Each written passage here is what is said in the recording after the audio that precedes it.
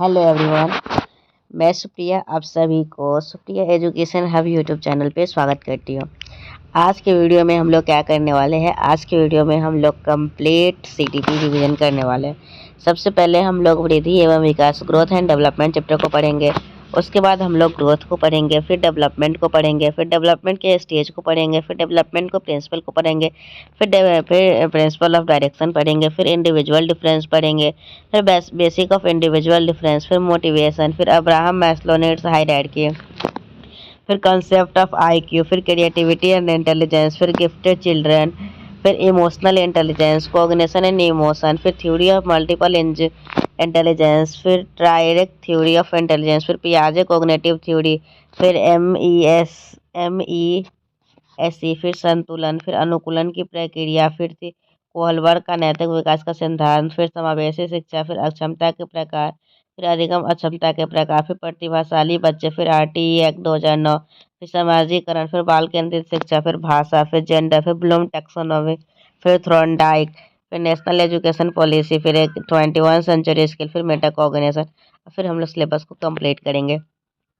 तो सबसे पहले हम लोग पढ़ने वाले हैं वृद्धि एवं विकास ग्रोथ एंड डेवलपमेंट। तो देखिए विकास विकास जो होता है ना, एक ऐसी प्रक्रिया है जो सतत चलती रहती है। मतलब डेवलपमेंट जो होता है वो हमेशा होते रहता है। अभी भी आपका डेवलपमेंट हो रहा है, विकास हो रहा है, आप कुछ ना कुछ सीख रहे हैं, तो डेवलपमेंट हमेशा होते रहता है।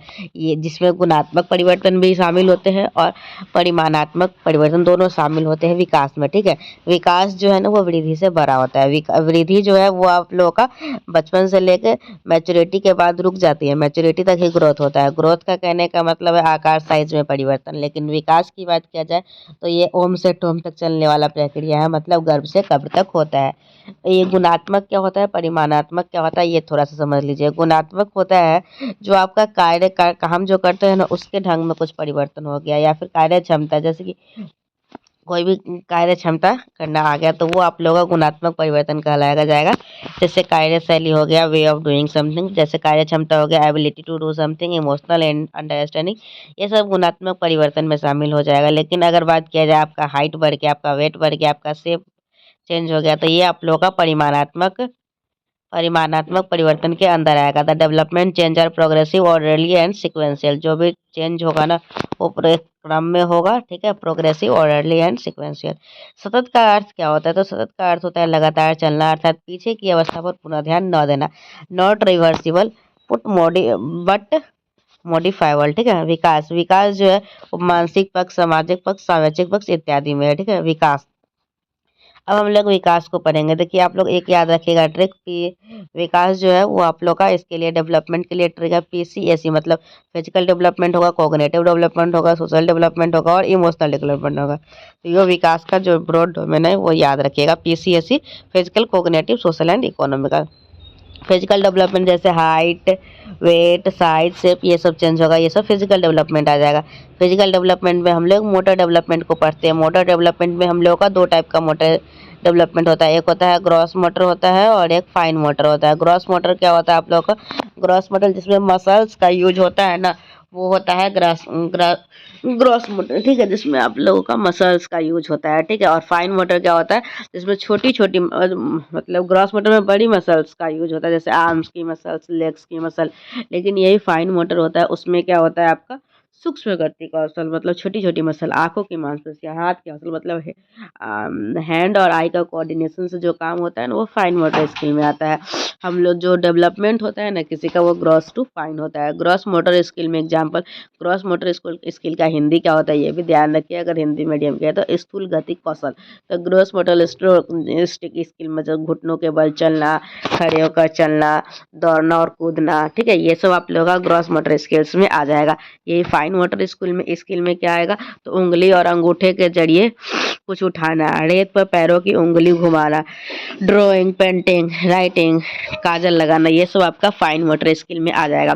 तो ये हम लोग का ब्रॉड का जो डेवलपमेंट का डोमेन था, चार डोमेन था, physical development, cognitive development, social development और इमोशनल डेवलपमेंट में से हम लोग फिजिकल डेवलपमेंट को खत्म कर लिए। फिजिकल डेवलपमेंट डेवलपमेंट में 2 ही चीज़ पढ़ना है। पहला तो सबसे पहले फिजिकल डेवलपमेंट में क्या होता है, तो जो भी हम लोग का शेप साइज वगैरह चेंज होता है वो सब फिजिकल डेवलपमेंट में आता है। इसमें हम लोग को 2 टाइप का पढ़ना था, एक ग्रॉस मोटर स्किल, एक fine motor skill. Gross motor skill में जो बड़ी मसल्स का यूज होता है, और फाइन मोटर स्किल में जो आई और हैंड का कोऑर्डिनेशन से जो काम होता है वो होता है। उसके बाद हम लोग कॉग्निटिव डेवलपमेंट को पढ़ेंगे। तो कॉग्निटिव डेवलपमेंट में क्या होता है, संज्ञानात्मक पक्ष में विकास से संज्ञानात्मक पक्ष में विकास से अर्थ मानसिक क्षमताओं के विकसित होने से, संज्ञान का अर्थ दिमाग बौद्धिक क्षमताओं का विकास। मतलब कॉग्निटिव डेवलपमेंट में क्या होगा, आपका ब्रेन का यूज होगा, ठीक है, सोचना, तर्क करना, कल्पना, मेमोरी, भाषा विकास। ब्रेन के बारे में एक बहुत ही चीज़ अच्छा यह चीज़ याद रखिएगा, आप लोग का जो ब्रेन है ना वो 2 पार्ट में, एक लेफ्ट ब्रेन भी है, लेफ्ट में भी ब्रेन पूरा कंप्लीट है, तो एक लेफ्ट ब्रेन है और एक राइट ब्रेन है। लेफ्ट ब्रेन में हम लोग कोई भी लॉजिकल काम जो करना होता है वो हम लोग लेफ्ट ब्रेन की मदद से करते हैं, जैसे साइंस, मैथ, लैंग्वेज ये सब सॉल्व करना होता है, तो ठीक है। और राइट ब्रेन का यूज तो क्रिएटिविटी के लिए राइट ब्रेन का यूज होता है, जैसे ड्राइंग, म्यूजिक, डांस, ठीक है। तो राइट ब्रेन का यूज हम लोग क्रिएटिविटी के लिए करते हैं, और लेफ्ट ब्रेन का यूज हम लोग लॉजिकल काम के लिए करते हैं। तो फिजिकल डेवलपमेंट देख लिए, कॉग्निटिव डेवलपमेंट देख लिए। अब हम लोग देखेंगे सोशल डेवलपमेंट। तो सोशल डेवलपमेंट क्या होता है, तो यह समाज के अंतर्गत निहित नियमों का अनुपालन करना। मतलब सोशल डेवलपमेंट होता है समाज में जो भी नियम बनाया गया है उसको पालन करना, ठीक है। मोरल डेवलपमेंट इसी से संबंधित है। The process of learning, adapting and instilling in the value, norm and socially approved ways of behavior is known as socialization. Socialization is a lifelong process starting from infancy to death. जो socialisation का प्रक्रिया है, समाजीकरण का जो प्रक्रिया है वो जीवन भर चलने वाली एक प्रक्रिया है, जो शैशवावस्था से शुरू होती है और मृत्यु तक चलती है। उसके बाद लास्ट है हम लोग का इमोशनल डेवलपमेंट। तो रैथस के अनुसार संवेग भावना है जो हमारे अंदर रंग भरती है। रैथस के अनुसार जो है इमोशंस कलर आवर लाइफ्स, वो हमारे जीवन में रंग भरती है। कौन, भावना, किसके अनुसार, रैथस के अनुसार, ठीक है। तो emotional development is about knowing and managing your emotion. Emotion and cognition are inter related, ठीक है।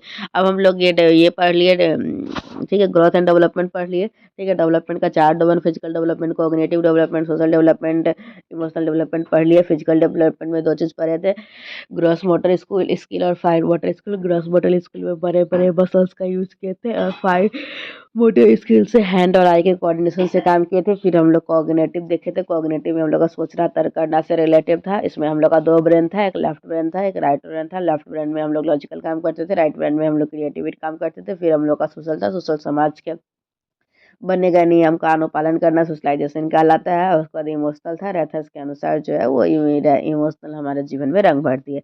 फिर अब हम लोग पढ़ेंगे ग्रोथ। तो ग्रोथ जो है ना वो विकास का ही एक छोटा सा हिस्सा है, जो कि मैच्योरिटी, परिपक्वता भी विकास का ही हिस्सा अर्थात डोमेन है, ठीक है। परिपक्वता आनुवांशिकता से संबंधित है। जो मैच्योरिटी होता है वो मैच्योरिटी हेरिडिटी से रिलेटेड होता है। मैच्योरिटी किसके रिलेटेड होता है, हेरिडिटी से। ग्रोथ में जो है ना वो मात्रात्मक परिवर्तन होता है, मतलब आपका साइज बढ़ जाएगा, आपका हाइट बढ़ेगा, ये सब आप लोग का ग्रोथ में कहा जाएगा, ठीक है।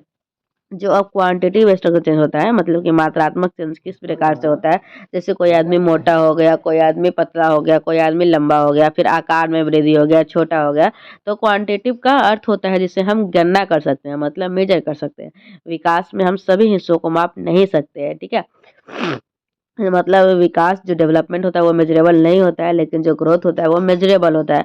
वृद्धि एक समय पर रुक जाती है, जबकि विकास गर्भ से कब तक चलने वाली प्रक्रिया है। देखिए ग्रोथ जो होता है ना वो इन्फेंसी स्टेज से लेके, या फिर अगर थोड़ा सा डीप में बोलने की कोशिश कीजिए तो पैटर्न, ये क्या होता है उसका, पैटर्निटी जो भी होता है, जब बच्चा गर्भ धारण से समझिए ना, उसी टाइम से ग्रोथ करना स्टार्ट होता है, तो वो एडोलसेंस की अवस्था तक ग्रोथ करता है। लेकिन डेवलपमेंट की बात किया जाए तो वो गर्भ से लेकर कब्र तक चलने वाली प्रक्रिया है। और वृद्धि को एक यूनिट आदि के तहत मापा जा सकता है, विकास के हर पहलू को नहीं। मतलब वृद्धि को हम लोग मेजर कर सकते हैं, लेकिन डेवलपमेंट को मेजर नहीं कर सकते हैं। विकास जो होता है ना उसका सिर्फ असेसमेंट किया जाता है, आकलन किया जाता है, ठीक है। डेवलपमेंट का हम लोग आकलन, असेसमेंट कर सकते हैं, मेजर नहीं कर सकते हैं। चेस खेलना विकास का हिस्सा है। अगर हम लोग चेस खेल रहे हैं तो वो हम लोग का डेवलपमेंट का हिस्सा है, लेकिन अगर हम लोग का लंबाई बढ़ रहा है तो वो वृद्धि का है। तो इस दोनों बात को ध्यान रखिएगा। ग्रोथ जो होता है ना, ग्रोथ वो मात्रात्मक या परिमाणात्मक, मात्रात्मक या परिमाणात्मक मतलब स्ट्रक्चर एंड क्वांटिटेटिव चेंज होता है। वृद्धि जो है सामान्यतः शारीरिक परिवर्तनों से संबंधित है। वृद्धि का मापन सही से किया जा सकता है क्योंकि यह संकुचित होता है, मतलब छोटा सा डोमेन है इसका। वृद्धि में संरचनात्मक परिवर्तन शामिल है और एक समय के बाद ये रुक जाती है, ठीक है। अब हम लोग विकास को देखेंगे तो विकास जो परिमाणात्मक के साथ साथ गुणात्मक परिवर्तन भी होता है, मतलब इसमें स्ट्रक्चर चेंज भी होते हैं और क्वालिटेटिव चेंज भी होते हैं। विकास का आशय शरीर के विभिन्न शारीरिक, मानसिक और व्यवहारिक संगठन से है। विकास को मापना कठिन है, इसका अवलोकन करते हैं क्योंकि विकास को मेजर नहीं कर सकते, इसका असेसमेंट करते हैं क्योंकि विकास का जो रूप है ना वो बहुत ही ब्रॉड है, लेकिन ग्रोथ का नैरो है। विकास में प्रक्रियात्मक परिवर्तन शामिल है। प्रक्रियात्मक मतलब फंक्शनल। विकास में फंक्शनल परिवर्तन शामिल है, यह निरंतर चलता रहता है। संप्रत्ययों का विकास संज्ञानात्मक विकास के अंतर्गत होता है। संप्रत्ययों का विकास संज्ञानात्मक विकास के अंतर्गत होता है। संप्रत्ययों का अर्थ होता है किसी चीज के प्रति कंसेप्ट बनाना। संप्रत्ययों का अर्थ क्या होता है? किसी चीज के प्रति कंसेप्ट बनाना। और हम लोग को पता है कि कंसेप्ट दिमाग में बनते हैं। चलिए, अब थोड़ा ग्रोथ एंड डेवलपमेंट में अंतर देख लीजिए। ये ग्रोथ एंड डेवलपमेंट से एक क्वेश्चन आप लोग एग्जामिनेशन में फिक्स समझिए आ ही जाता है। तो ग्रोथ जो होता है ना वो मात्रात्मक या परिमाणात्मक परिवर्तन है। ग्रोथ जो है वो आपका क्या है? ग्रोथ जो है वो आपका मात्रात्मक या परिमाणात्मक परिवर्तन है। ग्रोथ जो है वो वृद्धि सामान्यतः शारीरिक परिवर्तनों से संबंधित है। ग्रोथ का मापन सही ढंग से किया जा सकता है क्योंकि ये नैरो है। इसका डोमेन नैरो डोमेन है। इसमें संरचनात्मक परिवर्तन शामिल है और एक समय के बाद ये रुक जाती है। लेकिन डेवलपमेंट की बात किया जाए तो ये परिमाणात्मक के साथ साथ गुणात्मक परिवर्तन से है, जबकि विकास से शारीरिक, मानसिक तथा व्यवहारिक संगठन से है, ठीक है। वृद्धि सिर्फ शारीरिक है, लेकिन जो विकास है ये शारीरिक, मानसिक, व्यवहारिक सारा है। वृद्धि को मापा जा सकता है लेकिन विकास को मापना कठिन है। इसका अवलोकन करते हैं क्योंकि इसका डोमेन नैरो है, ब्रॉड है और इसमें प्रक्रियात्मक परिवर्तन शामिल है और यह निरंतर चलता रहता है, ठीक है। ये स्ट्रक्चरल चेंज, इसमें फंक्शनल चेंज। अब देखते हैं हम लोग का डेवलपमेंट का जो स्टेजेज है ना वो 4 स्टेजेज है। एक है इन्फेंसी है, फिर अर्ली चाइल्डहुड है, फिर लेटर चाइल्डहुड है, फिर एडोलसेंस है। इन्फेंसी मतलब शैशवावस्था, 0 से लेकर 2 साल तक की अवस्था को हम लोग शैशवावस्था कहते हैं। फिर हम लोग का होता है अर्ली चाइल्डहुड। अर्ली चाइल्डहुड मतलब पूर्व बाल्यावस्था, 2 साल से लेकर 6 साल के बच्चे को हम लोग बोलते हैं ये अर्ली चाइल्डहुड में है। लेटर चाइल्डहुड क्या होता है? उत्तर बाल्यावस्था, मतलब 6 साल से लेकर 12 साल तक। और एडोलसेंस जो होता है वो किशोरावस्था, 12 से लेकर 18 साल तक। WHO का मानना है कि 10 साल से 19 वर्ष के आयु वर्ग किशोरावस्था के अंतर्गत आते हैं। तो अगर एग्जामिनेशन में आप लोगों से ये पूछा जाता है कि किशोरावस्था WHO के अकॉर्डिंग किस में है, तो हम लोग क्या बोलेंगे? 10 से लेके 19 वर्ष में, ठीक है। कुछ एक पॉइंट है जो कि याद रखिएगा। शैशवावस्था से भी पहले एक अवस्था होती है जिसे पेरेंटल स्टेज, हाँ मैं वही उस टाइम याद करने की कोशिश कर रही थी। इसको पेरेंटल स्टेज मतलब प्रसव पूर्व अवस्था कहते हैं, ठीक है। क्या कहते हैं? शैशवावस्था से पहले की एक अवस्था को पेरेंटल स्टेज कहते हैं। इस अवस्था में बच्चा गर्भ माँ के पेट में ही होता है। इसका समय अंतराल गर्भाधान से जन्म अर्थात 9 महीना 10 दिन।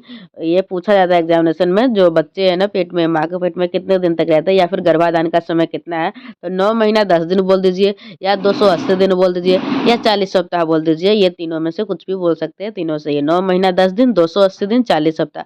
9 महीना 10 दिन, 280 दिन, 40 सप्ताह तक का होता है और इस अवस्था का पूर्ण विकास गर्भवती माँ पर निर्भर करता है, ठीक है। अब हम लोग सबसे पहले ये प्रसव पूर्व अवस्था देखने के बाद हम लोग देखेंगे शैशवावस्था, इन्फेंसी स्टेज को। तो ये जन्म से 2 साल तक होता है। इसमें जो बच्चा है ना 0 से लेकर 2 साल तक का बच्चा वो ज्ञानेंद्रियों से सीखता है, ठीक है। वो मोटर एक्शन करके सीखेगा, पियाजे का भी कहना है, ठीक है। तो शैशवावस्था में बच्चा कैसे सीखता है? तो ज्ञानेंद्रियों से सीखता है। ये जो शैशवावस्था होता है इन्फेंसी, वो सेंसिटिव पीरियड होता है, खतरा भरा होता है। फिजिकल डेवलपमेंट, मेंटल डेवलपमेंट शैशवावस्था में, फिजिकल डेवलपमेंट की बात कर लिया जाए या फिर मेंटल डेवलपमेंट की बात किया जाए, बहुत ही फास्ट होती है। इसके बाद हम लोग पढ़ेंगे पूर्व बाल्यावस्था, अर्ली चाइल्डहुड, 2 से लेकर 6 वर्ष तक। तो इसको हम लोग जो पूर्व अवस्था है, अर्ली चाइल्डहुड है, इसको हम लोग टॉय एज, प्ले एज दोनों कहते हैं और ये एरिक एरिक्सन के द्वारा कहा गया है। हम लोग का किस डेवलपमेंट की किस स्टेज को टॉय एज या फिर प्ले एज कहा जाता है? तो टॉय एज या प्ले एज अर्ली चाइल्डहुड के अवस्था को कहा जाता है जिसकी अवस्था 2 से 6 वर्ष तक होती है, ठीक है। एरिक एरिक्सन के द्वारा कहा गया है। फास्टेस्ट लैंग्वेज डेवलपमेंट मतलब जो लैंग्वेज का डेवलपमेंट है ना ये अर्ली चाइल्डहुड में बहुत ही फास्ट होता है, ठीक है। और इमिटेटिव एज, नकल करके सीखना, बच्चा जब अर्ली चाइल्डहुड की अवस्था में रहता है तो वो नकल करके सीखता है। भाषा विकास के लिए पूर्व बाल्यावस्था, जो आप लोगों का ये अर्ली चाइल्डहुड है, ये जो लैंग्वेज डेवलपमेंट की बात किया जाए तो ये बहुत ही सेंसिटिव, क्रिटिकल होता है, ठीक है। फिजिकल डेवलपमेंट जो होता है वो बर्थ के बाद फास्टेस्ट होता है। फिजिकल डेवलपमेंट जो अर्ली चाइल्डहुड में होता है वो फास्टेस्ट होता है after birth. Socialisation is also rapid, socialisation भी होता है इसका। फिर उसके बाद हम लोग अर्ली चाइल्डहुड के बाद देखेंगे लेटर चाइल्डहुड को। लेटर चाइल्डहुड का मतलब उत्तर बाल्यावस्था। डेवलपमेंट के कितने स्टेज है? 4 स्टेज है। कौन कौन है? शैशवावस्था, पूर्व बाल्यावस्था, उत्तर बाल्यावस्था और किशोरावस्था। इंग्लिश में बोलिएगा तो infancy, early childhood, letter childhood और एडोलसेंस। इन्फेंसी में बच्चा कैसे सीखता है? इन्फेंसी में बच्चा ज्ञानेंद्रियों, सेंस ऑर्गन से सीखता है, करके सीखता है, मोटर एक्शन से सीखता है, प्याजे भी यही कहते हैं। उसके बाद आता है अर्ली चाइल्डहुड। अर्ली चाइल्डहुड में बच्चा कैसे सीखता है? कॉपी करके सीखता है, ठीक है। अर्ली चाइल्डहुड में बच्चा कैसे सीखता है? कॉपी करके सीखता है, ठीक है। बहुत ही सेंसिटिव पीरियड होता है, इसमें लैंग्वेज डेवलपमेंट बहुत ही ज़्यादा फास्ट होता है। फिर उसके बाद हम लोग का है लेटर चाइल्डहुड। लेटर चाइल्डहुड जो होता है, और हम लोग अर्ली चाइल्डहुड के प्ले एज और टॉय भी कहते हैं। जो लेटर चाइल्डहुड है वो आप लोग का 6 साल से लेकर 12 साल तक होता है। इसको हम लोग गैंग एज, टोली अवस्था भी कहते हैं। ये गेम एज होता है, इसमें बच्चा गेम वगैरह खेलता है। एलिमेंट्री स्कूल स्टेज, इसी एज में बच्चा पहली बार स्कूल जाता है, एलिमेंट्री स्कूल स्टेज। फिर लॉन्ग टर्म फ्रेंडशिप, जो लेटर चाइल्डहुड में जो दोस्त बनता है वो ज़्यादा दिन तक रहते हैं, ठीक है। लॉन्ग टर्म फ्रेंडशिप है। फिजिकल डेवलपमेंट जो होता है वो लेटर चाइल्डहुड में वो बहुत ही स्लो होता है। स्यूडो मैच्योरिटी मतलब बच्चा को ऐसा लगता है कि से वो है ना मैच्योर हो चुका है। मिथ्या परिपक्वता मतलब उसको लगता है, मैच्योर हुआ नहीं रहता है, बस उसको लगता है। मोटर डेवलपमेंट लेटर चाइल्डहुड में बहुत ही फास्ट होता है। इसको हम लोग लैटेंसी स्टेज, फ्रीयड के द्वारा कहा गया है इसको लैटेंसी स्टेज लेटर चाइल्डहुड को। इंडस्ट्री वर्सेस इन्फेरिटी का कंसेप्ट ये एरिक्सन दिए थे। इंडस्ट्री वर्सेस इन्फेरिटी का कंसेप्ट एरिक्सन दिए थे, और कंक्रीट ऑपरेशनल पियाजे दिए थे, ठीक है, पियाजे। फिर हम लोग आ गए अब एडोलसेंस का। तो एडोलसेंस जो अवस्था है, किशोरावस्था, इसको हम लोग ट्रांजिशनल पीरियड कहते हैं। ये परिवर्तन का काल, संक्रमण काल है। इनको हम लोग गोल्डन पीरियड, स्वर्णिम काल कहते हैं। स्ट्रेस एंड स्ट्रॉम, इसको हम लोग तनाव और तूफान की अवस्था स्टैनले हॉल के द्वारा बोला गया है। फिर इसमें लीडरशिप स्किल्स विकसित हो जाती है। फिर lakhs emotional stability, identity crisis, इसमें बच्चा आइडेंटिटी क्राइसिस से जुड़ता है। मतलब आइडेंटिटी क्राइसिस का अर्थ है बच्चा यह ढूंढ रहा है कि मैं हूँ कौन, एरिक्सन के अनुसार। ये ब्रिज पीरियड है, ये एडोलसेंस, इगोसेंट्रिज्म है, ये स्प्रिंग सीजन है। एडोलसेंस जो है वो चाइल्डहुड और एडल्टहुड के बीच में ब्रिज की तरह काम करता है, ठीक है। एक नेचर एंड नर्चर थोड़ा सा देख लीजिए। नेचर मतलब होता है हेरिडिटी, हेरिडिटी मतलब स्टैटिक है, और जो नर्चर है वो इन्वायरमेंट है, ये डायनेमिक है, ये एडिटिव नहीं होते हैं, ठीक है। ये हेरिडिटी प्लस इन्वायरमेंट गलत होगा, हेरिडिटी इंटू इन्वायरमेंट होगा, मतलब ये गुणात्मक होते हैं। अर्थात आनुवंशिकता और वातावरण विकास में बराबर के हकदार होते हैं।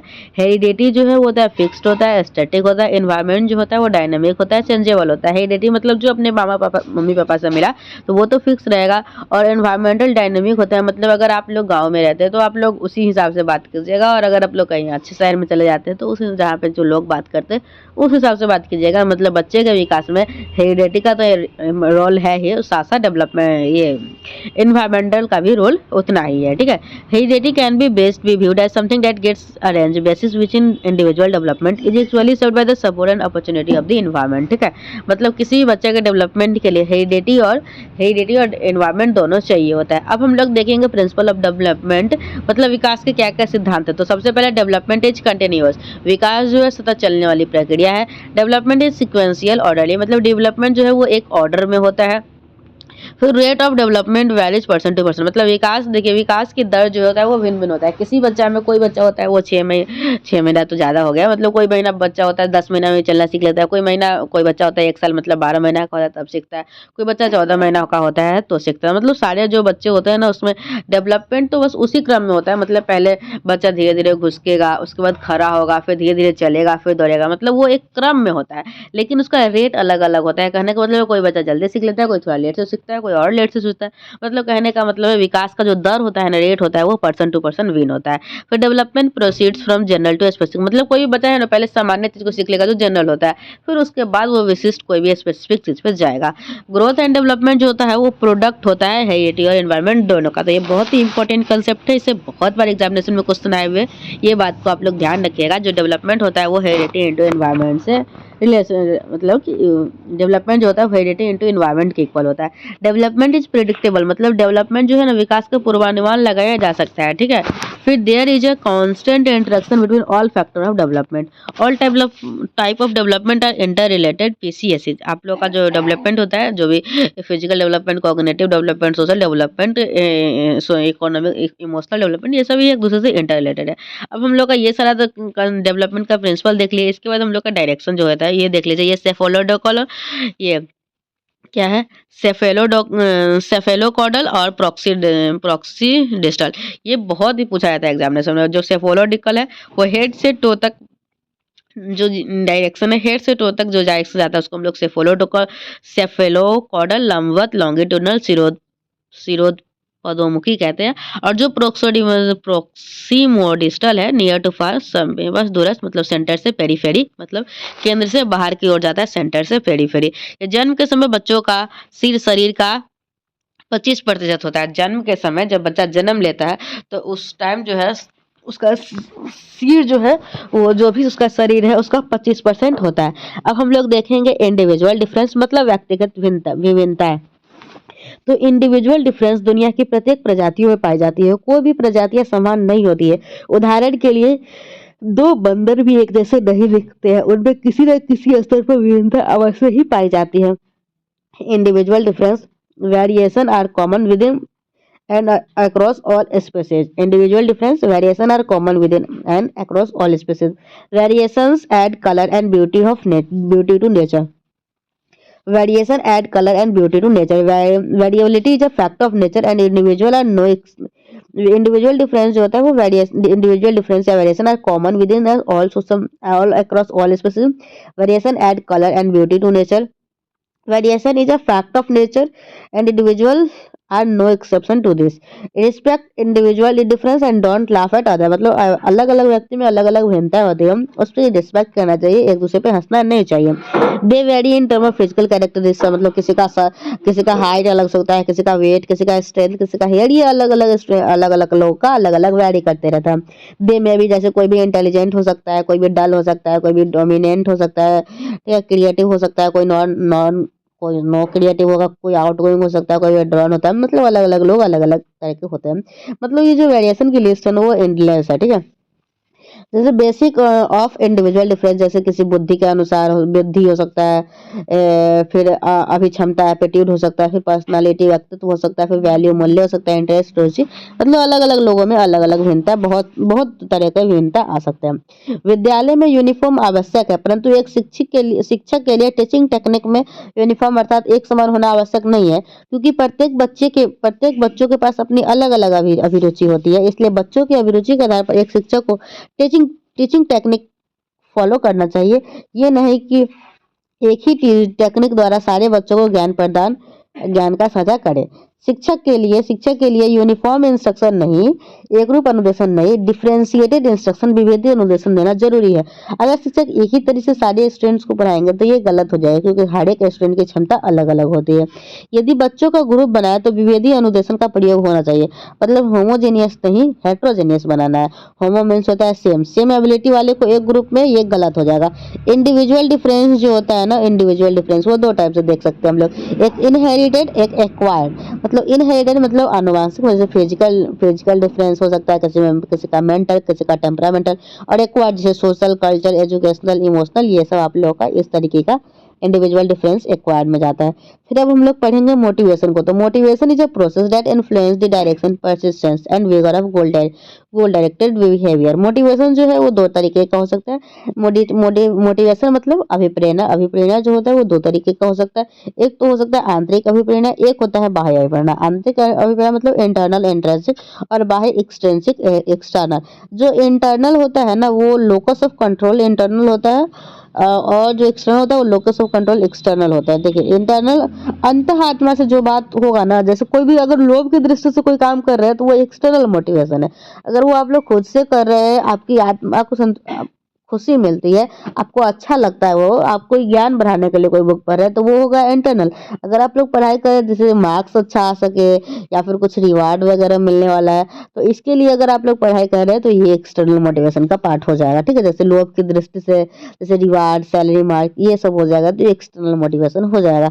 अमेरिकी मनोवैज्ञानिक बी एफ स्किनर, क्या नाम है इनका, B F Skinner, B F Skinner का फुल फॉर्म है बुर फेडरिक स्किनर। क्या नाम है? स्किनर, सीधा याद रखिए ना, बीएफ स्किनर। तो बीएफ स्किनर का अभिप्रेरणा के संबंध में मानना है कि मोटिवेशन नेशनल हाईवे की तरह होता है, जितना अच्छा मोटिवेशन होगा सक्सेस रेट उतना ही अच्छा होगा। तो ये मोटिवेशन के बारे में बात बीएफ स्किनर जी किए हुए, तो इन भाई साहब का नाम याद रखिएगा।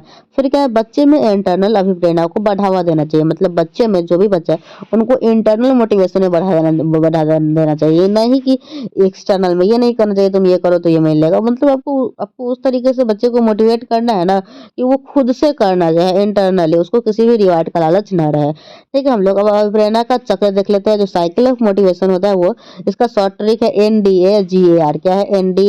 NDAGAR क्या है? जो साइकिल ऑफ मोटिवेशन है उसका क्या है, अगर ऑर्डर में सजाने का आ जाएगा तो NDAGAR।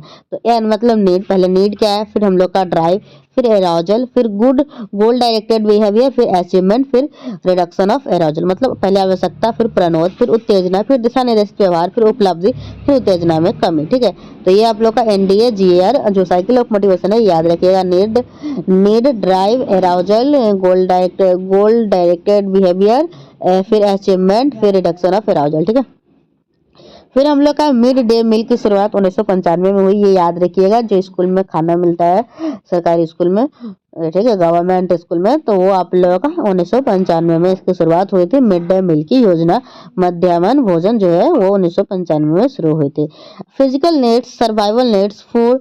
फिजिकल नीड्स मतलब जो शारीरिक आवश्यकता है, और सर्वाइवल नीड्स मतलब जो अस्तित्व का जरूरत है, जैसे क्या हो गया, खाना, पानी, घर, सोना, ये सब हम लोग का सर्वाइवल नीड्स हो गया। ठीक है, अब हम लोग ये जो है मैस्लो की आवश्यकता अनुक्रम सिद्धांत, मतलब अब्राहम मैस्लो नीड हायरार्की, इसको थोड़ा सा हम लोग देख लेते हैं। ठीक है, तो हम लोग का क्या क्या है, जैसे फिजिकल नीड्स क्या क्या है, हम लोग को सबसे पहले फिजिकल नीड्स है एयर है, शारीरिक आवश्यकता air, water, food, shelter, sleep, clothing, reproduction, ये सब। फिर हम लोग का सेफ्टी नीड्स, सुरक्षात्मक आवश्यकता जैसे personal security, employment, resources, health, property. फिर लव एंड बिलोंगिंग मतलब प्रेम और अपनत्व की आवश्यकता, friendship, intimacy, family, sense of connection. फिर स्टीम सम्मान की आवश्यकता, फिर respect, self esteem, status, recognisation, strength, freedom. फिर सेल्फ एक्चुअलाइजेशन, आत्मसिद्धि, desire to become the most that can one be, आत्मसिद्धि। मतलब अब्राहम का सबसे पहले क्या, फिजिकल नीड्स है, फिर सेफ्टी नीड्स है, फिर याद करते चलते हैं, physical needs, safety needs, physical needs, safety needs, love and belongings, फिर स्टेम, फिर सेल्फ एक्चुअलाइजेशन। ठीक है, तो ये है अब्राहम भाई साहब का हायरार्कियल जो भी था वो देख लिए। अब हम लोग आ गया आईक्यू के आधार पर लोगों का वर्गीकरण। तो आईक्यू का फुल फॉर्म होता है इंटेलिजेंस कोशेंट, मतलब बुद्धि लब्धि। आईक्यू का फुल फॉर्म क्या होता है, इंटेलिजेंस कोशेंट मतलब बुद्धि लब्धि। बुद्धि लब्धि किनके द्वारा दिया गया, आप लोग कमेंट सेक्शन में बताइएगा। Albert Einstein was a German-born theoretical physicist and philosopher of science whose estimated IQ score is about 160 point. जो अल्बर्ट आइंस्टीन थे ना, इनका जो IQ था ना, IQ 160 था। ठीक है, जो स्टैनफोर्ड बाइनेट इंटेलिजेंस स्केल है, वो थोड़ा सा देख लीजिए। अगर कोई भी बच्चा वेरी सुपीरियर है, मतलब अगर वो गिफ्टेड स्टूडेंट है, जीनियस है, तो उसका IQ 140 प्लस होगा। वेरी सुपीरियर है तो उसका IQ 120 से 139 होगा। अगर सुपीरियर है तो उसका IQ 110 से 119 होगा। अगर वो एवरेज है तो एवरेज का 19 से 109 तक है। अगर वो डल है तो 80 से 89 तक उसका IQ होगा। अगर वो बॉर्डर लाइन डिफिशियंसी है तो 70 से 79 तक हो जाएगा। मोरन है तो 50 से 69 हो जाएगा। इमेसिबल है तो 20 से 49 होगा। और इडियट है तो बिलो 20 उसका IQ होगा। इंटेलिजेंस शब्द की उत्पत्ति लैटिन भाषा के इंटेलिजेंस से हुई है, जिसका अर्थ है टू अंडरस्टैंड। इंटेलिजेंस हेरिडिटी से अधिक प्रभावित होती है। Intelligence is the ability to reason, adapt and learn. IQ का फॉर्मूला जो है वो याद रखिएगा, mental age by real age into 100। ठीक है, रियल एज या बायोलॉजिकल एज या क्रोनोलॉजिकल एज सब एक ही होता है। यदि किसी बच्चे की रियल एज 10 वर्ष है और उसका दिमाग 12 वर्ष के बच्चे जैसा काम करता है, तो आईक्यू कैसे निकालेंगे, 12/10 गुने 100 तो 120। मतलब एवरेज आईक्यू है 90 से, एवरेज आईक्यू याद रखिएगा 90 से 110 है। Chronological age is the biological age from birth.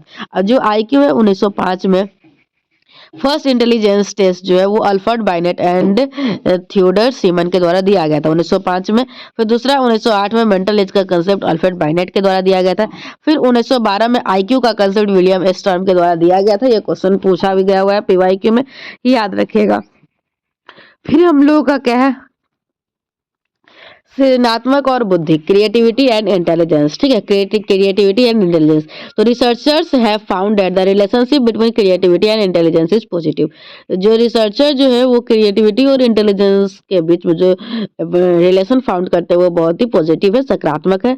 Terman in the 1920 found that the person with high IQ वे आर नॉट नेसेसरली क्रिएटिव। मतलब बोल रहा है टर्मन जो 1920 में द्वारा टर्मन के द्वारा बताया गया कि जिस भी पर्सन का आईक्यू बहुत ही ज्यादा हाई होगा जो ही नहीं कि से वो क्रिएटिव होगा। मतलब अर्थात हर हर एक हाई आईक्यू वाला बच्चा रचनात्मक हो आवश्यक नहीं है। क्रिएटिविटी के तत्व एलिमेंट्स, तो हम लोग ये भी याद रखेंगे।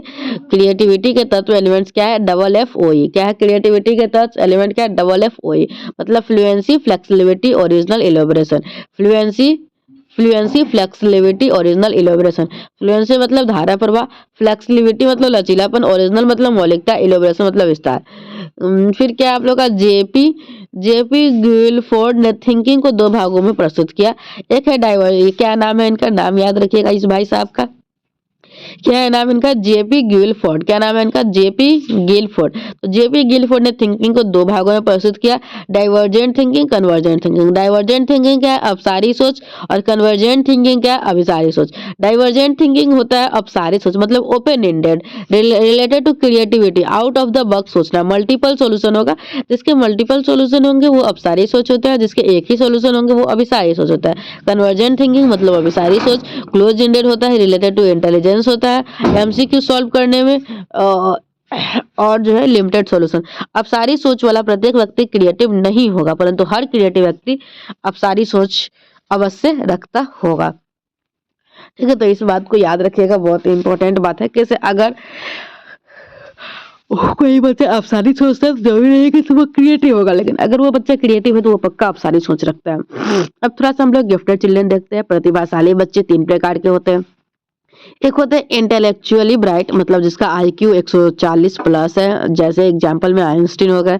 एक होता है टैलेंटेड, जैसे सचिन तेंदुलकर हो गए। और एक क्रिएटिव, जैसे एमपी हुसैन हो गए। ठीक है, तो तीन टाइप का होता है, intellectual bright, talented, creative. Gifted children को इनरिच्ड करिकुलम की आवश्यकता होती है जिनमें उनके इंटरेस्ट के अकॉर्डिंग चैलेंजिंग टास्क कंटेंट हो।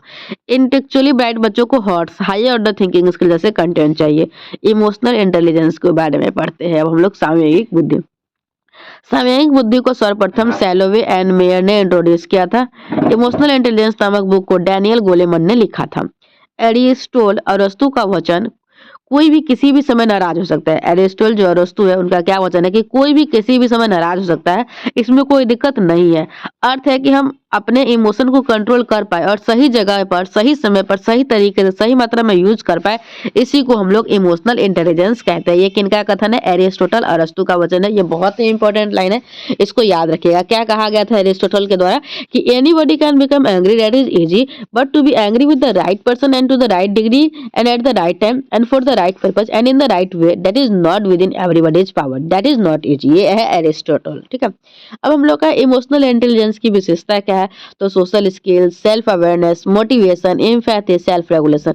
मतलब सोशल स्किल्स सामाजिक कौशल, सेल्फ अवेयरनेस आत्म जागरूकता, मोटिवेशन अभिप्रेरणा, एम्पैथी समानुभूति मतलब to put yourself in somebody shoes, self regulation स्वयं नियंत्रण, कोग्निशन एंड इमोशन संज्ञान एवं सम्यक को पढ़ते हैं। ठीक है, तो बाई डायरेक्शनल द्विदिशात्मक होते हैं और इंटर रिलेटेड अंतर संबंधित होते हैं। कोग्निशन एंड इमोशनल जो होते हैं वो बाई डायरेक्शनल होते हैं और इंटर रिलेटेड होते हैं। दोनों एक दूसरे को प्रभावित करते हैं, सिर्फ एक के से प्रभावित नहीं करते हैं। जैकनॉक जजक के द्वारा ये क्या नाम है इनका? जजोक नाम है। क्या नाम है? जजोक, कुछ भी नाम रख लेते हैं ये लोग, जजोक नाम है। दोनों जो है इनके द्वारा क्या कहा गया है? कॉग्निशन एंड इमोशन एक दूसरे से प्रभावित होते हैं, सिर्फ एक केस में नहीं होते हैं। जजोक के अनुसार इमोशनल एंड कॉग्निशन इंडिपेंडेंट होते हैं। मनोवैज्ञानिक द्वारा यह सुझाव दिया गया है कि शिक्षकों के दृष्टिकोण से गिफ्टेडनेस की भावना निम्नलिखित के संयोजन पर निर्भर करती है। ठीक है, देखिए, एक है हाई एबिलिटी, एक हाई क्रिएटिविटी, एक हाई कमिटमेंट। ठीक है, high ability, high creativity, high commitment क्या है हम लोग का ट्रिक है? A double C. ठीक है, रेंजुली के ए डबल सी यह गिफ्टेड होगा, मतलब high creativity, high ability, high creativity, high commitment, high ability, high creativity, high commitment. Three ring model जो कि रेंजुली के द्वारा दिया गया, three ring model, ability, creativity, commitment. ठीक है, अब बहुबुद्धि का सिद्धांत, theory of multiple intelligence is also known as multiple dimensional intelligence. Howard Gardner ने बहुबुद्धि का सिद्धांत दिया। मल्टीपल इंटेलिजेंस का थ्योरी किसने दिया था? हार्वर्ड गार्डनर ने दिया था। 8 टाइप के थे जो कि एनसीईआरटी के द्वारा वेरीफाई किया गया हुआ है, वो 8 टाइप के थे हार्वर्ड गार्डनर का multiple intelligence theory.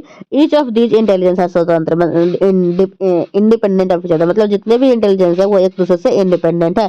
Intelligence is not a single entity, बुद्धि कई प्रकार की होती है, यह कोई एक क्षमता नहीं है। सो teacher can teach in multiple ways, मतलब अर्थात अधिगम भी कई प्रकार से हो सकता है। सबसे पहले हम लोग का एक है लिंग्विस्टिक इंटेलिजेंस, मतलब भाषाई बुद्धि। Skills involve in the production and use of language. Person high on the intelligence are word smart, reading, hearing, speaking, writing, debating, discussion, ये सब आप लोग का लिंग्विस्टिक इंटेलिजेंस में आ जाएगा। रविन्द्रनाथ टैगोर, स्वामी विवेकानंद पोएट राइटर है, तो ये सब लिंग्विस्टिक इंटेलिजेंस में जाएंगे। रविन्द्रनाथ टैगोर, स्वामी विवेकानंद, ये सब। फिर हम लोग का आता है लॉजिकल मैथमेटिकल, तो ये है तर्कपूर्ण बुद्धि। तो skills in scientific thinking and problem solving. Person high on this type of intelligence can think logically and critically. Scientist and Nobel prize winners are likely to be strong in this component. जैसे example में Albert Einstein, A P J Abdul Kalam हो जाएंगे। ठीक है। फिर हम लोग का स्पेशियल इंटेलिजेंस, मतलब स्थानिक बुद्धि, मतलब skills in forming visual image and pattern. ठीक है। जैसे स्पेशियल इंटेलिजेंस कौन सा हो जाएगा? सेलर्स हो गया, इसका नाविक हो गया, मूर्तिकार हो गया, वास्तुक हो गया, आंतरिक सज्जाकार हो गया, मानचित्रकार हो गया, ये सब स्पेशियल इंटेलिजेंस स्थानिक बुद्धि में आएगा। ठीक है। Sellers, sculptures, painter, architect, interior decorators, cartographer, pilot, surgeon, ये सब आ जाएगा स्पेशियल इंटेलिजेंस में। फिर आता है हम लोग का म्यूजिकल इंटेलिजेंस, ये है संगीतीय बुद्धि। तो sensitivity to musical rhythm and pattern, it is the capacity to produce उत्पाद, create and manipulate musical pattern. तो ये ए आर रहमान हो गया, सोनू निगम हो गया, लता मंगेशकर हो गया, ये सब म्यूजिकल इंटेलिजेंस का उदाहरण हो गया। फिर हम लोग का है बॉडली काइनेस्टिक, तो ये यूजिंग होल और portion of the body flexibly and creativity.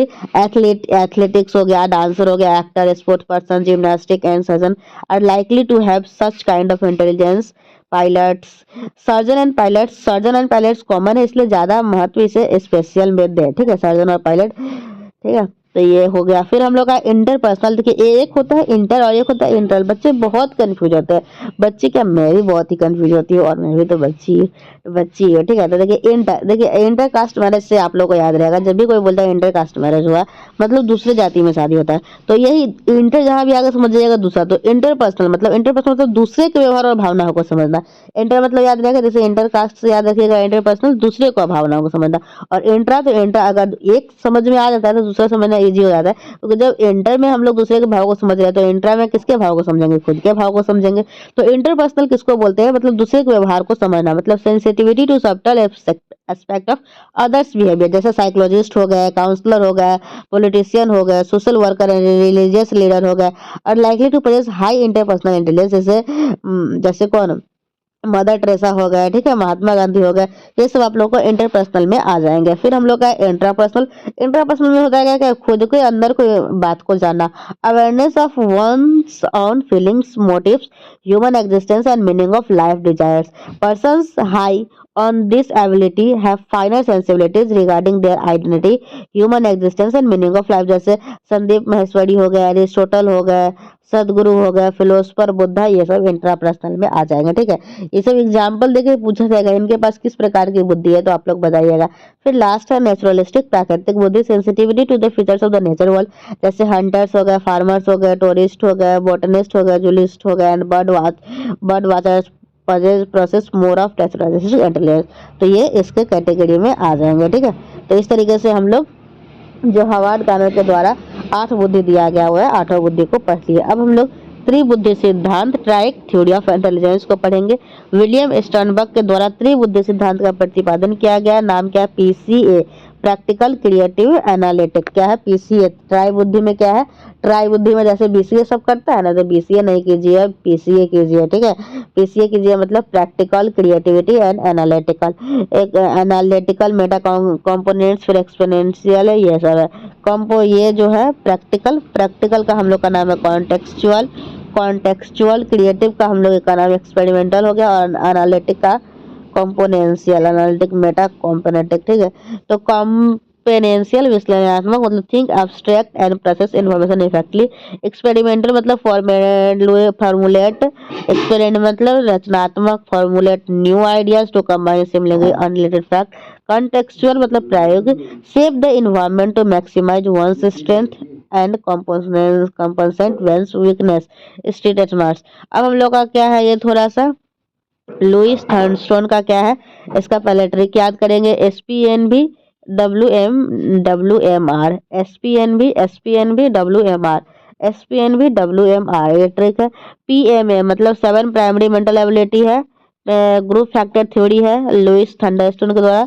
The 7 factor are independent of each other. 7 factor कौन कौन है लुइस थंडरस्टोन का, ये याद रखते हैं। SPNV, एस मतलब होता है स्पेशियल एबिलिटी मतलब स्थानिक क्षमता। P मतलब परसेप्चुअल एबिलिटी अवधारणात्मक क्षमता। N मतलब न्यूमेरिकल एबिलिटी संख्यात्मक क्षमता। V मतलब वर्बल कॉम्प्रिहेंशन भाषा समझने से संबंधित।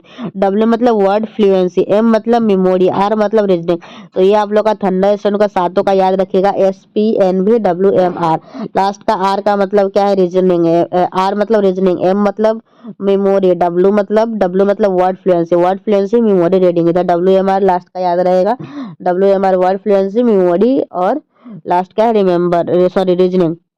World world word fluency, memory और रीजनिंग, ये तीनों याद रहेगा। SPNV spatial perceptual, spatial perpetual, numerical, verbal, ये सब है, ठीक है। ये आप लोग का लुइस थंडरस्टोन का है, ठीक है। फिर अब हम लोग थोड़ा सा पियाजे का कॉग्निटिव थ्योरी देखते हैं, बहुत ही इंपॉर्टेंट है। इसे एक दो पियाजे, वाइगोत्स्की, और कोहलबर्ग, और हाँ ये तीनों है, एक और कोई नाम है, हवार्ड गार्नर लीजिए ना। ये चारों में से आप लोग का क्वेश्चन भर भर के एग्जामिनेशन में आएगा, तो ये चारों टॉपिक को बहुत ही अच्छे से करने की कोशिश कीजिएगा। फिर क्या आप लोग का पियाजे कॉग्निटिव थ्योरी है, पियाजे का संज्ञानात्मक विकास क्या कहता है। Cognitive development, intellectual development. पियाजे वाज ए स्विस साइकोलॉजिस्ट, इन्होंने बच्चा को सक्रिय निर्माता कहा है, ठीक है। ये जो है पियाजे जो है बच्चे को क्या कहे, एक्टिव कंस्ट्रक्टर कहे। Active construction builder of knowledge, ज्ञान के सक्रिय निर्माता। बच्चे जो है वो नन्हे वैज्ञानिक, लिटिल साइंटिस्ट है। स्कीमा क्या होता है, mental structure existing previous knowledge, जो भी आपके नॉलेज है ना आपके, वो सब स्कीमा में है, आपके अंदर दिमाग जो है ना उसमें स्कीमा में है, ठीक है। बच्चे एक्टिविटी द्वारा अपने संज्ञान का निर्माण करते हैं। पियाजे क्या बोलते हैं कि बच्चे जो है वो एक्टिविटी द्वारा अपने संज्ञान का निर्माण करते हैं। पियाजे जो है वो रचनावादी है। तो अगर एग्जामिनेशन में ये पूछा जाता है पियाजे रचनावादी है या व्यवहारवादी है या कुछ भी और भी ऑप्शन दे दिया जाएगा, तो क्या बोलिएगा, पियाजे जो है वो रचनावादी है। तो पियाजे का सिद्धांत हमें बताता है कि बच्चा एक मानसिक संरचनात्मक संरचना के साथ पैदा हुआ है, जो 14 या 15 साल की उम्र में अधिकतम विकास प्राप्त करता है। पियाजे ने संज्ञानात्मक बौद्धिक विकास को 4 स्टेज में बांटा है। पियाजे जो है वो कितने स्टेज में बांटे हैं, 4 स्टेज में। कलेक्टिव मोनोलॉग सामूहिक एकलता दिया 3 से 5 वर्ष।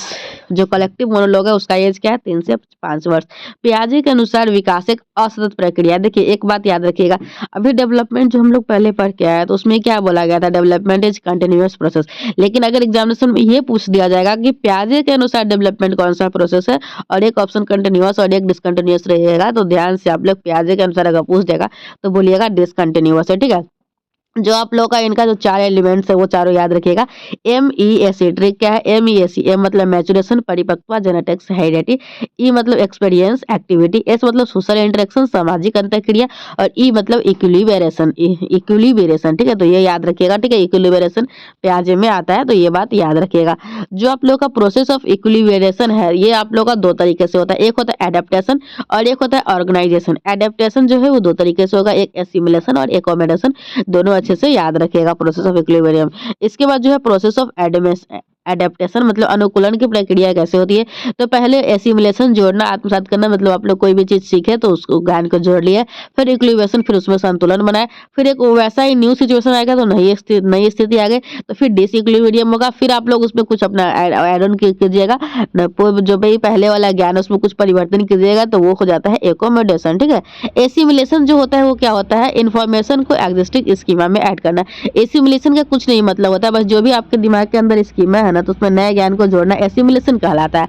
और एकोमोडेशन कहलाया जाता है किसी अपने इन्फॉर्मेशन में एडजस्ट, मैनिपुलेट, मॉडिफाई करना। पियाजे के अनुसार संज्ञानात्मक विकास की 4 अवस्था है। पियाजे के अनुसार संज्ञानात्मक विकास की कितनी अवस्था है, एलिमेंट्स तो 4 है, एमईएससी देख लिए थे, मैच्योरिटी मैच्योरिटी था, सोशल था और इमोशनल था और भी एक था, ठीक है। और ये जो संज्ञानात्मक विकास का जो स्टेज है वो 4 है। कौन-कौन है? Sensory motor stage, pre operational stage, concrete stage और formal stage. Sensory motor stage जो है संवेदी पेशीय अवस्था, ये 0 साल से लेकर 2 साल तक रहती है। फिर प्री ऑपरेशनल मतलब पूर्व संक्रियात्मक अवस्था 2 साल से लेकर 7 साल तक रहती है। फिर कॉन्क्रीट ऑपरेशनल स्टेज है, ये आप लोग का मूर्त सक्रिय अवस्था है जो कि 7 साल से लेकर 11 साल तक रहती है। और फॉर्मल ऑपरेशन स्टेज है जो कि 11 साल से लेकर 15 साल तक रहती है।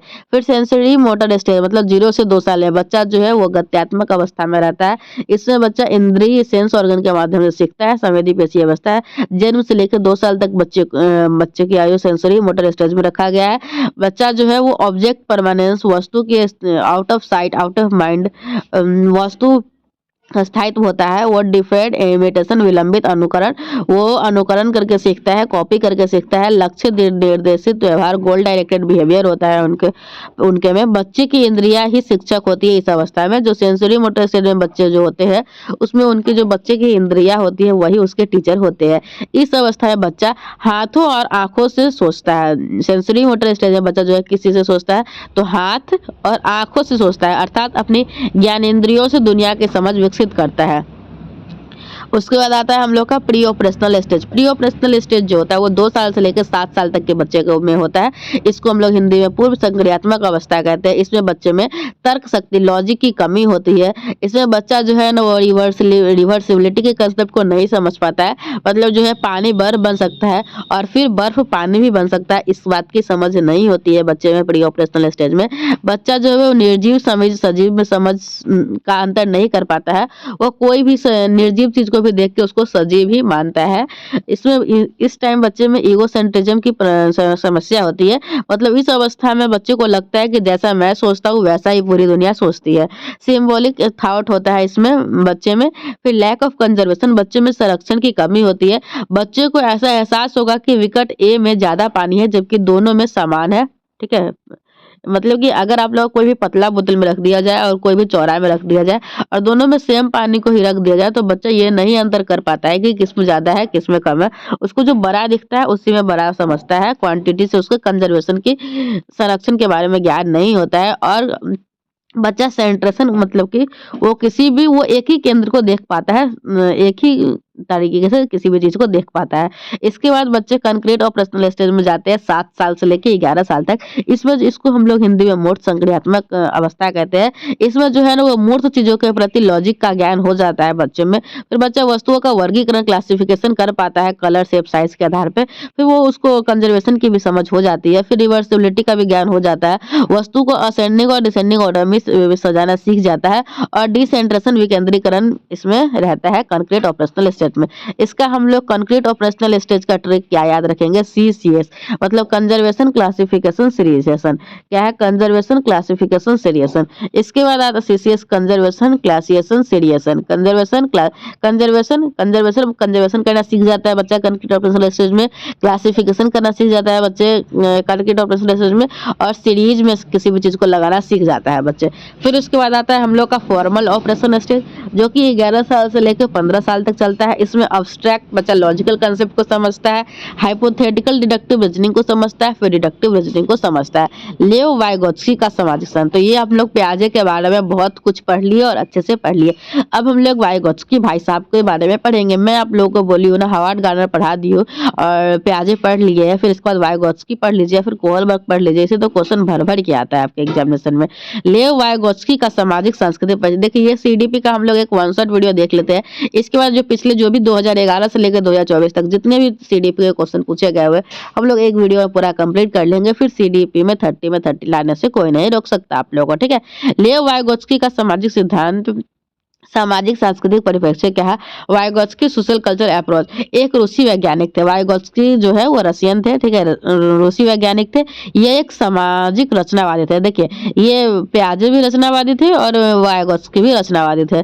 सामाजिक सांस्कृतिक पहलुओं पर ध्यान केंद्रित किया था, ठीक है। वाइगोत्स्की क्या बोले थे कि बच्चा जो है वो समाज में परस्पर अंतर क्रिया करके सीखता है। सामाजिक सृजनावाद का जनक, बच्चे द्वारा ज्ञान का सृजन किया जाता है। वाइगोत्स्की के अनुसार किसी बच्चे का विकास समाज सामाजिक परिस्थिति में ही संभव है। बच्चे का संज्ञानात्मक विकास सामूहिक प्रक्रिया द्वारा संभव हो पाता है। ग्रुप लर्निंग, बच्चे सामाजिक अंतःक्रिया द्वारा ही सीखते हैं। सोशल इंटरेक्शन, वाइगोत्स्की के अनुसार विकास एक सतत प्रक्रिया। देखिए प्याजे भाई साहब क्या बोले थे, विकास जो है वो असतत प्रक्रिया, डिसकंटिन्यूअस है, लेकिन ये वाइगोत्स्की भाई साहब क्या बोले कि डेवलपमेंट जो है वो कंटिन्यूअस है। विकास एक ऐसी सामाजिक प्रक्रिया है जो सामाजिक अंतःक्रिया पर निर्भर करते हैं। विकास एक ऐसी सामाजिक प्रक्रिया है जो सामाजिक अंतःक्रिया पर निर्भर करता है तथा इस सामाजिक अधिगम के फलस्वरूप संज्ञानात्मक विकास संभव होता है। Cognitive development through social interaction, process of internationalisation, आंतरिककरण की प्रक्रिया। वाइगोत्स्की के 3 पहलू है, SCL से याद रखते हैं। वाइगोत्स्की का SCL theory, social cultural and language theory, social interaction, culture and language. Vygotsky का मानना था कि भाषा का विकास सामाजिक अंतःक्रिया से होता है। वाइगोत्स्की का क्या मानना था, भाषा का विकास जो है वो सामाजिक अंतःक्रिया से होता है। भाषा व्यक्ति के लिए सबसे बड़ा यंत्र है, इसके द्वारा हम एक दूसरे के साथ बातचीत कर पाते हैं और ज्ञान का सृजन करते हैं। Language is a tool, some other important tool. तो ये जो है ना हम लोग का वाइगोत्स्की, इनके बारे में 3 चीज याद रखिएगा वाइगोत्स्की पर, है ना। तो वो क्या है, ZPD, MKO, स्कैफोल्डिंग, ये वाइगोत्स्की का है, ये याद रखिएगा। ये टर्म देके पूछा जाएगा, ये कंसेप्ट किसके द्वारा दिया गया है, तो याद रखिएगा ये वाइगोत्स्की के द्वारा दिया गया है। क्या क्या है, ZPD है, स्कैफोल्डिंग, MKO। ZPD मतलब जोन ऑफ प्रॉक्सिमल डेवलपमेंट, मतलब संभावित विकास के क्षेत्र। स्कैफोल्डिंग मतलब अस्थायी मदद, टेम्पररी हेल्प, मान लीजिए हिंट, हाफ सॉल्व प्रॉब्लम, ये सब। मोर नॉलेजेबल अदर मतलब anybody who knows more in a particular area या फिर एक्सपर्ट। फिर ZPD क्या होता है, जोन ऑफ प्रॉक्सिमल डेवलपमेंट, मतलब देखिए आप लोग मान लीजिए कि आप लोग को एग्जामिनेशन देने गए और आप लोग का 90 नंबर आया और फिर मेरा वीडियो देखे, मेरी वीडियो को देखने की हेल्प से आपका फिर 130 प्लस आ गया। तो जो 90 नंबर आया और बिना किसी के हेल्प से जो खुद का आया और जो मेरी मदद लेने के बाद 130 आया, तो ये जो दोनों के बीच में अंतर है ना, यही आप लोगों का जोन ऑफ प्रॉक्सिमल डेवलपमेंट कहलाता है। A staff learner can do, ZPD staff learner can do with support और B staff learner cannot do even with support। ठीक है, तो ये आप लोग का ZPD कहलाता है। फिर ZPD is the difference between what a child can do with और without support। ठीक है, तो ZPD स्कैफोल्डिंग और MKO देख लिए, जो कि वाइगोत्स्की के द्वारा दिया गया कंसेप्ट है। ठीक है, ठीक है ना। चलिए 4 स्टेज है वाइगोत्स्की के द्वारा, नहीं प्याजे का वो 4 स्टेज था ना, इनके द्वारा तो ये सब था। चलिए अब MKO मतलब जैसे मोर नॉलेजेबल अदर, जैसे कोई बच्चा साइकिल सीख रहा है तो उस जो ज़्यादा जो जानकार है, जैसे उनके पापा साइकिल को पकड़ रहे हैं, तो ये स्कैफोल्डिंग का एग्जाम्पल हो जाएगा। ठीक है, ZPD बालक को मदद मिलने पर सीखने का दायरा। ZPD क्या होता है, कोई भी बच्चे को हेल्प मिलने के बाद जो बच्चा सीख पाता है उसी को ZPD कहते हैं। भाषा के 3 रूप है, एक होता है सोशल स्पीच, एक होता है प्राइवेट स्पीच, एक होता है साइलेंट इन स्पीच। जो सोशल स्पीच होता है वो सामाजिक वाद 2+ उम्र में आता है, दुनिया से दुनिया, उदाहरण दुनिया में बात करना। प्राइवेट स्पीच होता है निजी वाक, जो कि 3 साल के बाद आता है, जो बच्चा बोलकर खुद से बातें करता है। और साइलेंट इन स्पीच होता है मौन आंदोलन, जो 7+ एज में आता है, मन में बातें करता है। ठीक है, फिर होता है सम, कितने पेज पे आ गए, अभी 22 पेज पे आ गए हैं। ठीक है, और हम लोग 1 घंटा में पढ़ लिए हैं अभी, और हम लोग 1 घंटा पढ़ना है। ठीक है, फिर क्या है हम लोग का some other important term, zone of proximal development ZPD, जिस दायरे में किसी की मदद से बच्चे का संभावित विकास होता है उसको ZPD कहते हैं। मोर नॉलेजेबल अदर, कोई छोटा या बड़ा द्वारा ज्ञान ग्रहण करना। स्कैफोल्डिंग मतलब टेम्पररी हेल्प, क्षणिक मदद है, यह तब तक जारी रहेगा जब तक खुद वो काम करने ना लगे, यह एक प्रक्रिया है। फिर सम मोर टर्म्स क्या क्या है, collaborative projects, cooperating learning, reciprocal teaching, peer tutoring, assistive learning, तो ये सब। अब हम लोग ये प्याजे पढ़ लिए, वाइगोत्स्की पढ़ लिए, हवार्ड गार्नर पढ़ लिए। अब हम लोग पढ़ने वाले हैं कोहलबर्ग का नैतिक विकास का सिद्धांत, बड़ा ही इंपॉर्टेंट थ्योरी है। Theory of Kohlberg moral development, इन्होंने अपने प्रयोग में पूर्ण रूप से पुरुषों को लिया। ये जो अपना प्रयोग किए थे उसमें सिर्फ पुरुष को ही ध्यान दिए थे, इसलिए इस सिद्धांत को जेंडर बायस थ्योरी भी कहते हैं। कैरोल गिलिगन कोहलबर्ग का ही एक छात्र था, इसका मानना था कि थ्योरी फेमिनिस्ट पर्सपेक्टिव का ध्यान नहीं रखती है। सही गलत को पहचानना नैतिकता कहलाती है। नैतिक तर्क मतलब मोरल डिसीजन लेने के लिए जो थिंकिंग का प्रयोग होता है, मोरल डिसीजन लेने के लिए जो थिंकिंग का प्रयोग करते हैं उसे हम लोग मोरल रीजनिंग कहते हैं। नैतिक तर्क दुविधा वाले सिचुएशन में फैसला लेने के लिए जो तर्क शक्ति का उपयोग करते हैं नैतिक तर्क कहलाता है। कोहलबर्ग का नैतिक विकास का सिद्धांत जीन पियाजे का संज्ञानात्मक विकास सिद्धांत से इंस्पायर्ड है। कोहलबर्ग ने विभिन्न प्रयोग के बाद यह बताया कि व्यक्ति में नैतिक विकास मुख्य स्तरों से होकर गुजरता है, प्रत्येक स्तर की 2-2 व्यवस्था है। तो इसमें देखिए आप लोगों का जो कोहल देखिए प्याज वाइगोत्स्की का तो कोई स्टेज ही नहीं बताया है। प्याजे का बताया था। 4 क्या था? सेंसोरी मोटर स्टेज था, प्री ऑपरेशनल था, कंक्रीट था और फॉरवर्ड ऑपरेशन था। इनका जो है ना कोहलबर्ग का, उनका बोले क्या 3 स्टेज होगा, सॉरी 3 लेवल होगा और 6 स्टेज होगा। 3 लेवल कौन कौन होगा? पहला लेवल, दूसरा लेवल, तीसरा लेवल। पहला लेवल का क्या नाम रखेंगे? प्री कन्वेंशनल, और दूसरा का कन्वेंशनल, और तीसरा का पोस्ट कन्वेंशनल। प्री कन्वेंशनल में 2 स्टेज होगा, स्टेज 1 और स्टेज 2। स्टेज 1 में हम लोग का कौन आएगा और स्टेज 2 में कौन आएगा, फिर स्टेज 3 में कौन आएगा, फिर स्टेज 4 में कौन आएगा, फिर स्टेज 5 में कौन आएगा, स्टेज 6 में कौन आएगा। तो स्टेज 3 में हम लोग का गुड बॉय बैड बॉय, मतलब अगर आप लोग कोई भी काम बच्चा करता है तो आप बोलते हैं हाँ ये काम करोगे तो गुड बॉय हो जाएगा, तो गुड बॉय गुड गर्ल वाला कैटेगरी स्टेज 3 है। और आप लोग का जो स्टेज 4 है ना, तो वो जो है ना क्या है आपका जो है ना, ये मैं बताती हूँ थोड़ा देर में। स्टेज 6 जो है वो यूनिवर्सल, जो सबके लिए अच्छा है वो करना। और स्टेज 5 क्या है कि जो चीज़ जो है ना किसी के लिए सही होता है ना, मतलब जो रूल है ना सोशल कंस्ट्रक्ट, वो फ्लेक्सिबल है, मतलब जो किसी और चीज़ के लिए गलत है और किसी और के लिए सही है, वो आप लोग का स्टेज 5 में चला जाएगा। ठीक है। गुड बाय गुड गर्ल वाला स्टेज 3 में आता है। ठीक है, देख लीजिए, हम लोग देख लेते हैं। ये प्री कन्वेंशनल स्टेज जो है वो 4 से 10 साल तक होते हैं। ठीक है। प्री कन्वेंशनल जो होता है वो कब से कब तक होता है? 4 से लेकर 10 साल तक होता है। 2 चरण होते हैं। ठीक है। स्टेज 1 में, हाँ, स्टेज 1 में पनिशमेंट एंड ओबीडियंस। स्टेज 1 में क्या रहता है? पनिशमेंट एंड ओबीडियंस, मतलब आज्ञाकारिता और दंड अविनाश। ठीक है। तो स्टेज 1 में क्या आता है? Punishment and obedience orientation. Stage 2 में आता है आप लोग का इंडिविजुअल एंड पर्सनल। हाँ, स्टेज 1 में आता है क्या? स्टेज 1 में आपका क्या आता है? स्टेज 1 में बोलिए तो। स्टेज 1 में, हाँ याद आ गया मुझे। स्टेज 1 में आता है आपका पहला पनिशमेंट एंड ओबीडियंस। स्टेज 2 में क्या आता है? Tit for TET. स्टेज 3 में क्या आता है? Good girl good boy good girl. और स्टेज 4 में क्या होता है? जो समाज के हिसाब से सही है वो। और स्टेज 5 में जो होता है वो समाज के हिसाब से सही है, लेकिन अगर कोई अच्छा काम हो रहा है तो उसको रूल्स को फ्लेक्सिबल बना सकते हैं, कोई ऐसा रूल है। और स्टेज 6 जो है वो यूनिवर्सल, सबके लिए, जो यूनिवर्सल सबका विकास है जिसमें यूनिवर्सल है, वो स्टेज 6 में आता है। तो यही 6 स्टेज है, तो ये याद रखिएगा। स्टेज 2 में व्यक्तिगत उपकरणवाद और विनिमय, नियमित अभिविन्यास, टिट फॉर टैट जैसे को दशक की प्रवृत्ति, mutual exchange, individual exchange, personal reward orientation, my attitude will always be based on how we treat me, मतलब टिट फॉर टैट वाला कंडीशन आता है आप लोग का स्टेज 2 में, जो कि प्री कन्वेंशनल में है। प्री कन्वेंशनल 4 से लेकर 10 साल तक की बीच की अवस्था है। फिर आप लोग का कन्वेंशनल लेवल है 10 से लेकर 13 साल तक होते हैं। 2 चरण में होते हैं, एक होता है स्टेज 3 और एक होता है स्टेज 4। स्टेज 3 में गुड बॉय गुड गर्ल वाला कंसेप्ट है। इंटरपर्सनल रिलेशनशिप, मतलब ऑनेस्टी, अप्रूवल, प्रेज, ये सब है।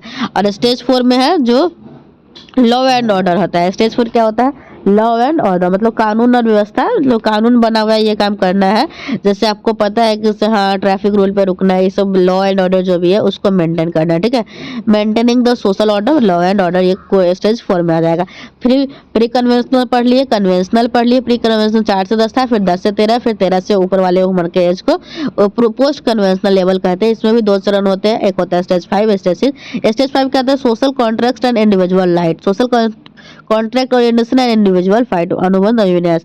और स्टेज 6 में क्या होता है? यूनिवर्सल एथिकल प्रिंसिपल होता है। ठीक है। सैद्धांतिक अंतःचेतना, सार्वभौमिक नैतिक विकास, प्रमुख विकास, हेंज दुविधा प्रयोग का सारांश, हेंज डायलेमा, हेंज की पत्नी की जान बचाने के लिए चोरी करना सही है गलत, henge dilemma on interactive animation, henge dilemma.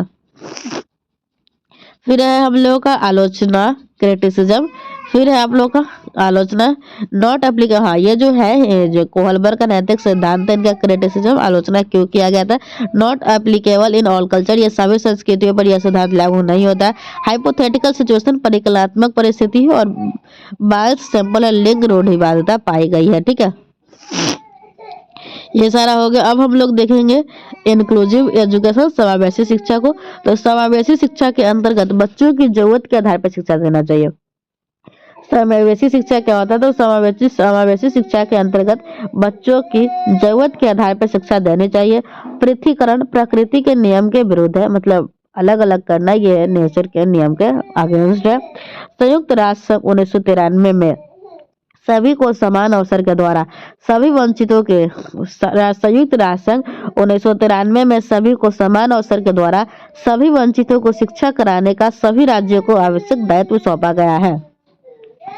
संयुक्त राष्ट्र संघ 1993 में संयुक्त राष्ट्र संघ 1993 में सभी को समान अवसर के द्वारा सभी वंचितों की शिक्षा कराने का सभी राज्यों को आवश्यक दायित्व सौंपा गया है, जिसके अंतर्गत सभी वंचित वर्ग शारीरिक रूप से अक्षम अक्षम अंधत्व, बाधिर, विकलांग, बौद्धिक स्तर पर वंचित, संवेदी, मांसपेशियां, अस्थियां, अन्य विकलांग, भाषा, बोली, कामगार, जातिगत समूह, धार्मिक अल्पसंख्यक, स्त्री पुरुष भेदभाव को दूर करके सर्वजन के संपूर्ण विकास हेतु शिक्षा का प्रावधान है।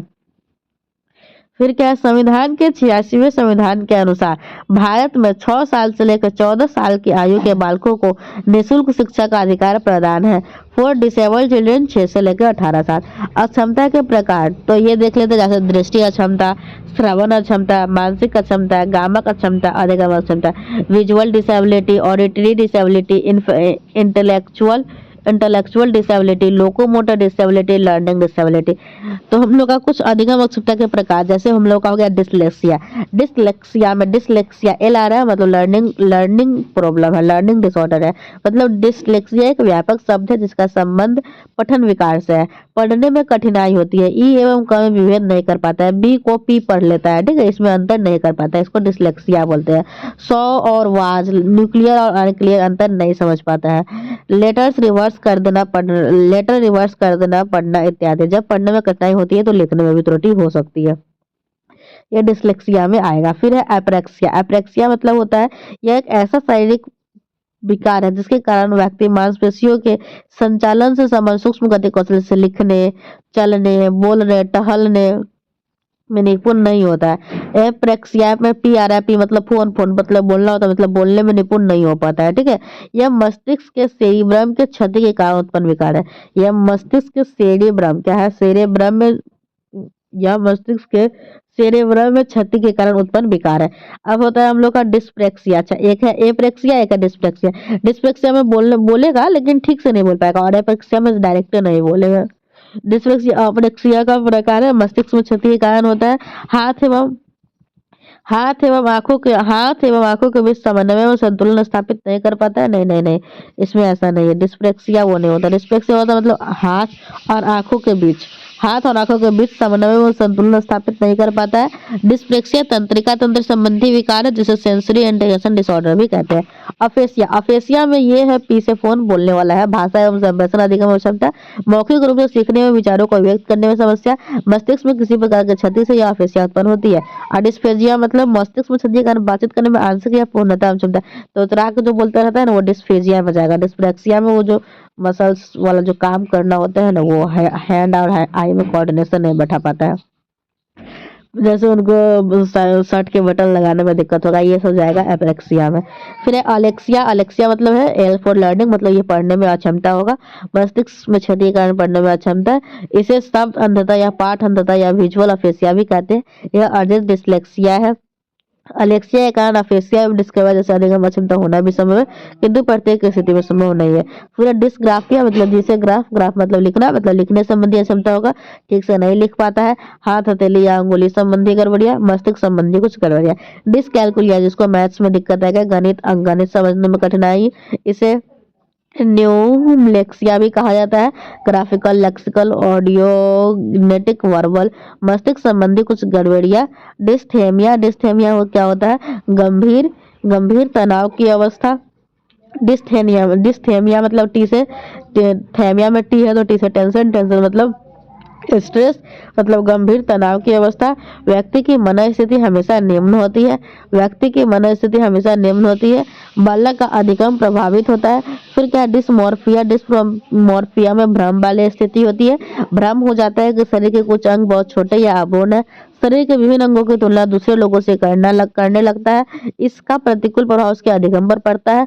समावेशी शिक्षा योजना में बच्चों की आवश्यकता जरूरत के अनुसार शिक्षा दी जाती है। समावेशी शिक्षा के अंतर्गत सिस्टम में बदलाव किया जा सकता है, बच्चे में नहीं, क्योंकि बच्चा सिस्टम के लिए नहीं, सिस्टम बच्चे के लिए है। इंटीग्रेटेड एजुकेशन के कंपेयर में इंक्लूसिव एजुकेशन बेहतर है। बाला बहुत ही इंपॉर्टेंट टर्म है। बिल्डिंग एज लर्निंग एड, मतलब आप लोग ये समझिए, जैसे आप लोग कोई स्कूल में पढ़ने जा रहे हैं ना, तो उसमें जो बिल्डिंग है ना, उसमें कुछ कुछ पढ़ने वाला चिपका दिया गया है, या फिर उसी तरीके से बनाया गया, उसी में पेंट वगैरह करके उसे कुछ एबीसीडी वगैरह लिख दिया गया, मतलब बिल्डिंग को एक लर्निंग एड की तरह यूज किया गया है। BaLA building as learning aid. Gifted children कौन से होते हैं? तो गिफ्टेड चिल्ड्रन जो होते हैं, जिज्ञासा ज्यादा होती है। गिफ्टेड चिल्ड्रन में जिज्ञासा ज्यादा होती है, चीजों को याद रखने की स्मृति अच्छी होती है। गिफ्टेड चिल्ड्रन जो होते हैं उनका जिज्ञासा ज्यादा होती है, चीजों को याद रखने की स्मृति अच्छी होती है, सृजनात्मक पाई जाती है, IQ 140 से ऊपर होता है, तर्क शक्ति अच्छी होती है, सब ज्ञान विस्तृत होता है, मौलिक चिंतन कर सकते हैं। PWD फिजिकल विथ डिसेबिलिटी 1995 में दिया गया था। PWD 1995 में 7 प्रकार के दिए गए थे, लेकिन जो आप लोग का RPWD right to person with disability आया, फिजिकल विथ डिसेबिलिटी के बाद right to person with disability आया, जो कि 2016 में आया। इसमें यह PW 1995 को रिवाइज कर दिया गया और इसमें 7 गुने 3 21 डिसेबिलिटी को शामिल किया गया है। RPWD 15 जून 2017 से लागू हुआ है। 21 डिसेबिलिटी का क्या नाम है? अंधापन, दृष्टि बाधित, कुष्ठ रोग से पीड़ित, श्रवण हानि, लोकोमोटर विकलांगता, बौनापन, बौद्धिक विकलांगता, जीर्ण तंत्रिका संबंधी विशिष्ट लिखने की क्षमता, मल्टीपल स्क्लेरोसिस, भाषण, थैलेसीमिया, हीमोफीलिया, सिकल सेल रोग, मानसिक बीमारी, ऑटिज्म स्पेक्ट्रम विकार, सेरिब्रम पाल्सी, मुस्कुलर डिस्ट्रॉफी, बहरापन, एसिड अटैक पीड़ित, पार्किंसंस रोग, ये सब आप लोग का डिसेबिलिटीज है। फोटो देख के देख सकते हैं। ब्लाइंडनेस है, लो विजन है, मस्कुलर डिस्ट्रोफिया है, chronic neurological condition, leprosy cured, hearing impairment, specified learning difficulties, multiple serious, ये सारा कुछ दिया हुआ है। डिसेबिलिटी फोटो दिखा के समझाया हुआ है, ठीक है। ये सारा हो गया। फिर हम लोग अब देखते हैं राइट टू एजुकेशन एक्ट 2009, ठीक है। 32 पेज पे आ गए, 32 10 42 में 15 पेज बाकी है, ठीक है। राइट टू एजुकेशन एक्ट 2009, तो राइट टू एजुकेशन मतलब शिक्षा का अधिकार अधिनियम 2009 में तैयार हुआ, परंतु 1 अप्रैल 2010 में लागू हुआ। सिर्फ जम्मू एंड कश्मीर में नहीं हुआ, जो इंडिया में लागू हुआ। ये 135 नंबर के कंट्री है, जो फर्स्ट नंबर के कंट्री जहाँ राइट टू एजुकेशन लागू हुआ था वो नॉर्वे था। संविधान के 86वां संविधान संशोधन 2002 में आया था। आर्टिकल 21A के अंतर्गत निःशुल्क शिक्षा एवं अनिवार्य शिक्षा बच्चों को देने का प्रावधान दिया गया। 6 से 14 साल तक बच्चों को निःशुल्क अनिवार्य शिक्षा दी जाए। डिसेबल्ड बच्चों के लिए आयु जो है वो 6 से लेकर 18 साल तक हो गया। एज के अनुसार कक्षा में नामांकन का प्रावधान होगा। RTI की कुछ महत्वपूर्ण प्रोविजन निषेध, बच्चों को शारीरिक या मानसिक सजा नहीं देना है। उम्र के अनुसार सीधा नामांकन कोई टेस्ट नहीं। No admission fee, government teacher को प्राइवेट ट्यूशन नियम के विरुद्ध है। बिना मान्यता के स्कूल चलाना मना है। प्राइवेट स्कूल में BPL EWS छात्रों को 25% अतिरिक्त छूट का प्रावधान है। 30:1 बच्चों शिक्षक का होना चाहिए प्राथमिक स्तर के लिए। प्राथमिक स्कूल बच्चे के घर से 1 किलोमीटर के दायरे में और उच्च प्राथमिक 3 किलोमीटर दूरी पर होनी चाहिए। कक्षा 1 से 5 में एक वर्ष में कम से कम 200 वर्किंग डेज विद्यालय खोलना चाहिए। कक्षा 6 से 8 के एक वर्ष में बच्चों को 220 वर्किंग डे होने चाहिए। 1 से 5 का टीचर PRT, 6 से 10 का टीचर TGT और 11-12 का लेक्चरर TGT। 1 से 5 primary school 30:1 people teacher ratio और 6 to 8 35 से 1। 9 से 10 सेकेंडरी स्कूल, 1 से 5 प्राइमरी स्कूल, 6 से 8 एलिमेंट्री स्कूल, 9 से 10 सेकेंडरी स्कूल, 11 से 12 सीनियर सेकेंडरी स्कूल। कक्षा 1 से 5 में एक वर्ष में कम से कम 800 घंटे पढ़ाई होनी चाहिए और 6 से 8 में एक वर्ष में कम से कम 1000 घंटे पढ़ाई होनी चाहिए। एक शिक्षक को एक सप्ताह में 45 घंटा काम करना है, जिसमें शिक्षण सामग्री प्रिपेयर के समय भी सम्मिलित है। एवं 150 children, 5 teacher plus 1 head teacher. अब हम लोग देखते हैं NCF 2005, ठीक है। तो NCF नेशनल करिकुलम फ्रेमवर्क, राष्ट्रीय पाठ्य चर्चा की रूपरेखा 2005। चलिए अब हम लोग देखेंगे NCF national curriculum framework 2005। NCF 2005 is one of the 4 NCF published in 1975 में आया था, 1988 में, फिर 2000 में, फिर 2000 में। NCERT के द्वारा आया था 1975, 1988, 2000, 2005। NCF 2005 के अनुसार स्कूली शिक्षा पाठ्य पुस्तक केंद्रित न होकर बाल केंद्रित हो। NCF 2005 के अनुसार क्या है? स्कूली शिक्षा जो है पाठ्य पुस्तक केंद्रित न होकर बाल केंद्रित हो। NCF 2005 का अनुवाद संविधान की 8वीं अनुसूची में दी गई। एनसीपी एनसीएफ 2005 का अनुवाद संविधान की 8वीं अनुसूची में दी गई 22 भाषाओं में भी किया गया है। एनसीएफ 2005 को प्रोफेसर यशपाल की अध्यक्षता में तैयार किया गया। एनसीएफ 2005 को प्रोफेसर यशपाल की अध्यक्षता में तैयार किया गया।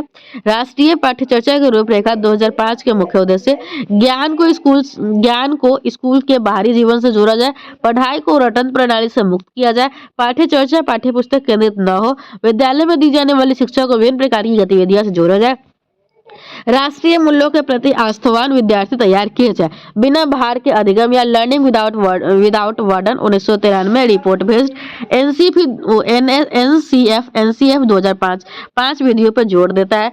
करके सीखना, निरीक्षण विधि, परीक्षण विधि, सामूहिक विधि, मिश्रित विधि।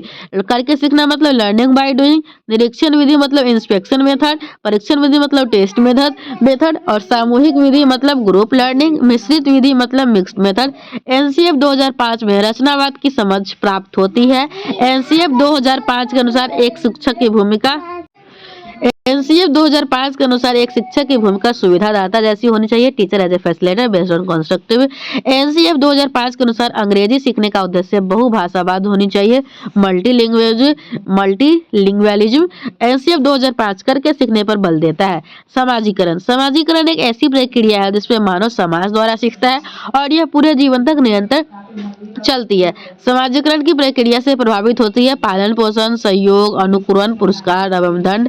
समाजीकरण की इकाइयां परिवार हो गया, विद्यालय हो गया, अध्यापक हो गया, मीडिया हो गया।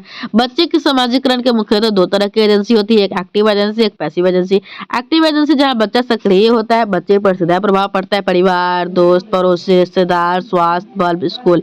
निष्क्रिय एजेंसी, पैसिव एजेंसी, बच्चे पर सीधा प्रभाव नहीं पड़ता है, पुलिस स्टेशन, सार्वजनिक पुस्तकालय, रेलवे स्टेशन, एयरपोर्ट। एक शिक्षक के रूप में कैमरामैन की जगह कैमरा पर्सन का उपयोग करना उचित समझेंगे। Cameraman, camera person, chairman, chair person. बाल केंद्रित शिक्षा, चाइल्ड सेंटर्ड एजुकेशन। बाल केंद्रित शिक्षा के समर्थक जॉन डीवी थे। इसमें बच्चे के नीड्स के अनुसार एक्टिविटीज प्लान किए जाते हैं। बच्चे जिज्ञासु, रचनात्मक और सीखने की जन्मजात क्षमता रखते हैं। बच्चे में बाल केंद्रित शिक्षा का श्रेय गीजू भाई बधेका को दिया जाता है। प्रगतिशील विद्यालय 1896 में खोले गए थे। प्रगतिशील विद्यालय में करके सीखने पर जोर दिया जाता था। प्रगतिशील विद्यालय में बच्चे समाधानकर्ता बने और महत्वपूर्ण कौशल और चिंतन सीखे। बच्चा वर्तमान जीवन के लिए सीखे। संपूर्ण रूप से पाठ्यपुस्तक को भगवान मानना गलत है, यह एकमात्र साधन का प्रकार है। प्रगतिशील शिक्षा स्कूल में संयुक्त राज्य अमेरिका यूएसए के मनोवैज्ञानिक जॉन डीवी का योगदान है। अधिगम एक सामाजिक, सक्रिय और लोकतांत्रिक प्रक्रिया होनी चाहिए। Learning is a social, active and democratic process. अधिगम प्रक्रिया में त्रुटियां एक स्वाभाविक हिस्सा है। एरर से बच्चे की थिंकिंग का पता चलता है। कई बार बच्चे कुछ भ्रांतियां बना लेते हैं जिनमें गलत संप्रदाय, रॉन्ग कंसेप्ट न कहकर अल्टरनेटिव नेम कंसेप्शन कहा जाता है। क्लासरूम डिस्कशन से इन्हें ठीक किया जा सकता है। जॉन डीवी ने शिक्षा को त्रिध्रुवीय प्रणाली बताया। Education is a tripolar process. शिक्षक, स्टूडेंट, करिकुलम। स्वतंत्र चर शिक्षक, बालक आश्रित चर, पाठ्यक्रम, मध्यस्थ चर, इंटरवेनिंग। भाषा मौखिक, लिखित, सांकेतिक होता है। चलिए देखिए, अब भाषा जो है वो हम लोग का 3 टाइप का था, मौखिक, लिखित, सांकेतिक। भाषा का स्वभाव एवं क्रम है, मनोवैज्ञानिक क्रम है। देखिए हम लोग इस कैसे याद करते हैं पता है? सुबोपली, सुनना, बोलना, पढ़ना, लिखना। हम लोग का जो भाषा का मतलब पहले हम लोग सुनना सीखते हैं, फिर हम लोग बोलना सीखते हैं, फिर पढ़ना सीखते हैं, फिर हम लोग लिखना सीखते हैं, ठीक है। Listening, speaking, reading. LSRW English में याद रख सकते हैं, LSRW हिंदी में सुबोपली। मोंटेसरी के अनुसार है सुबोलीप। मोंटेसरी में क्या करना होता है? पहले सुनना होता है, फिर बोलना होता है। मोंटेसरी कुछ होगा, सुनना, बोलना, लिखना, पढ़ना, ठीक है। वो चॉम्स्की भाषा को जन्मजात मानते थे, अर्थात बच्चे भाषा सीखने की क्षमता के साथ पैदा होते हैं। तो चॉम्स्की भाषा को जन्मजात मानते थे, अर्थात बच्चे भाषा सीखने की क्षमता के साथ पैदा होते हैं। जैसे रोना, ठीक है। भाषा के भाग, जैसे फोनीम क्या होता है? ध्वनि की सबसे छोटी इकाई को फोनीम मतलब स्वनिम कहते हैं। जैसे अ, क, च, ज, फ। रूपिम मतलब होता है मॉर्फिम, मतलब शब्द का छोटा रूप। देखिए साउंड का छोटा रूप फोनीम और वर्ड का छोटा रूप मॉर्फिम, ठीक है। दोनों याद रखिएगा। सिंटेक्स जो होता है वो सेंटेंस रीअरेंजमेंट होता है, जो भाषा के नियम, कर्ता ने, कर्म को, करण से। और सिमेंटिक क्या होता है? सिमेंटिक होता है मतलब वाक्य विन्यास का सार्थक रूप। जैसे मोहन के पास एक पुस्तक है, मोहन के पास है एक पुस्तक, मतलब जो है ना वो एक सिमेंटिक होना चाहिए, उसका अर्थ होना चाहिए। सीआरटी क्या होता है? क्राइटेरिया रेफरेंस टेस्ट, मतलब इसमें फिक्स प्रतिशत मार्क्स होता है। एग्जाम्पल 33% 12th में, 60% सीटेट में। एनआरटी क्या होता है? सीआरटी मतलब 60% मार्क्स लाइए और आप लोग पास हो जाइएगा। एनआरटी क्या होता है? नॉर्म रिफॉर्म्स टेस्ट, इस पर एक दूसरे से हाई स्कोर लाकर सिलेक्शन लेना होता है। नॉर्म रिफरेंस टेस्ट में क्या होता है? एक दूसरे से हाई स्कोर लाकर सिलेक्शन लेना होता है, जैसे कि KVS, DSSS, merit based. Portfolio क्या होता है? पोर्टफोलियो एक प्रकार की फाइल होती है जिसमें किसी व्यक्ति या बालक के जीवन के सभी क्षेत्रों का क्रमबद्ध जानकारी एकत्रित करके रखी जाती है।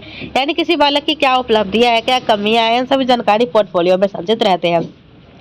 जेंडर लिंग, जेंडर एक सामाजिक संरचना है। सेक्स एक जैविक बायोलॉजिकल संरचना। देखिए, अगर आप लोग को सेक्स मतलब होता है जो बायोलॉजिकली रूप से जो आप लड़का लड़की है वो, और जेंडर जो होता है वो जो सामाजिक रूप से है वो। जेंडर एक स्टीरियोटाइप, लिंग रूढ़िवादिता से क्वेश्चन बहुत एग्जामिनेशन में आता है। जैसे समाज में महिला और पुरुष को लेकर चली आ रही रूढ़िवादी धारणा, जैसे महिलाएं गणित में कमजोर होती है, पुरुष रोते नहीं है, ये सब जेंडर स्टीरियोटाइप वाली बात है।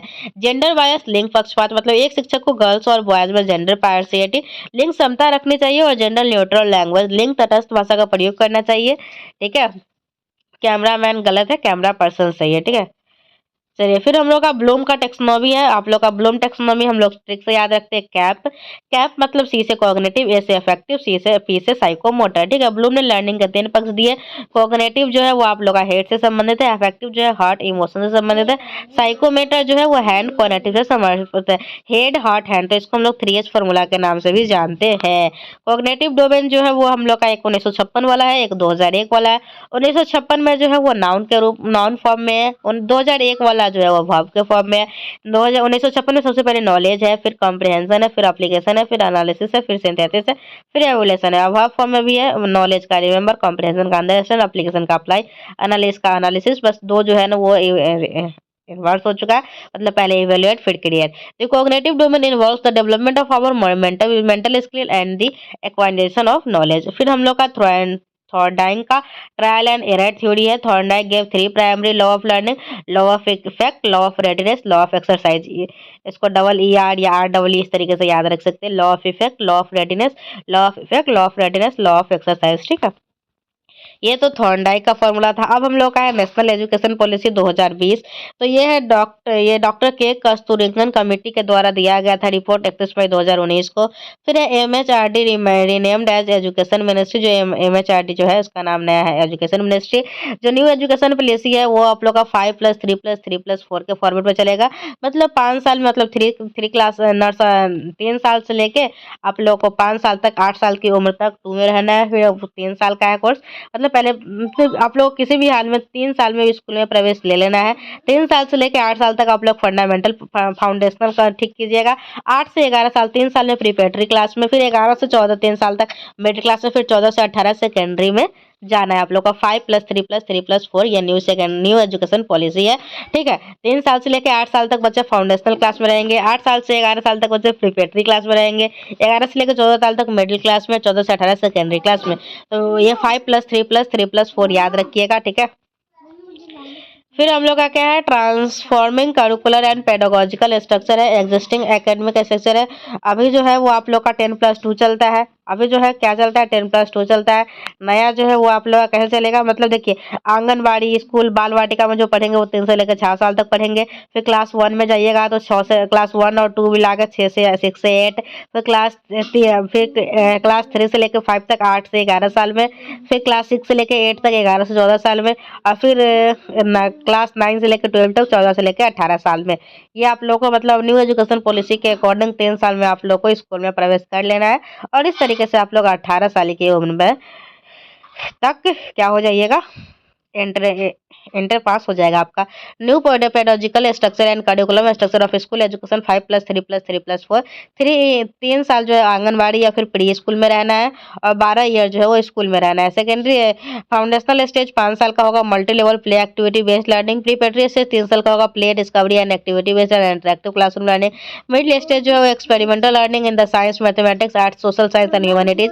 सेकेंडरी स्टेज जो है वो फॉर मल्टी डिसिप्लिनरी स्टडी, ये सब फालतू फालतू है, चलिए हो गया। मतलब ये आप लोग का 360 डिग्री असेसमेंट बोलिए, पीयर असेसमेंट बोलिए, टीचर असेसमेंट बोलिए, सेल्फ असेसमेंट बोलिए, सब एक ही बात होता है। ये क्वेश्चन है क्या है, in the context of assessment what kind of report card for students has been proposed in national education policy.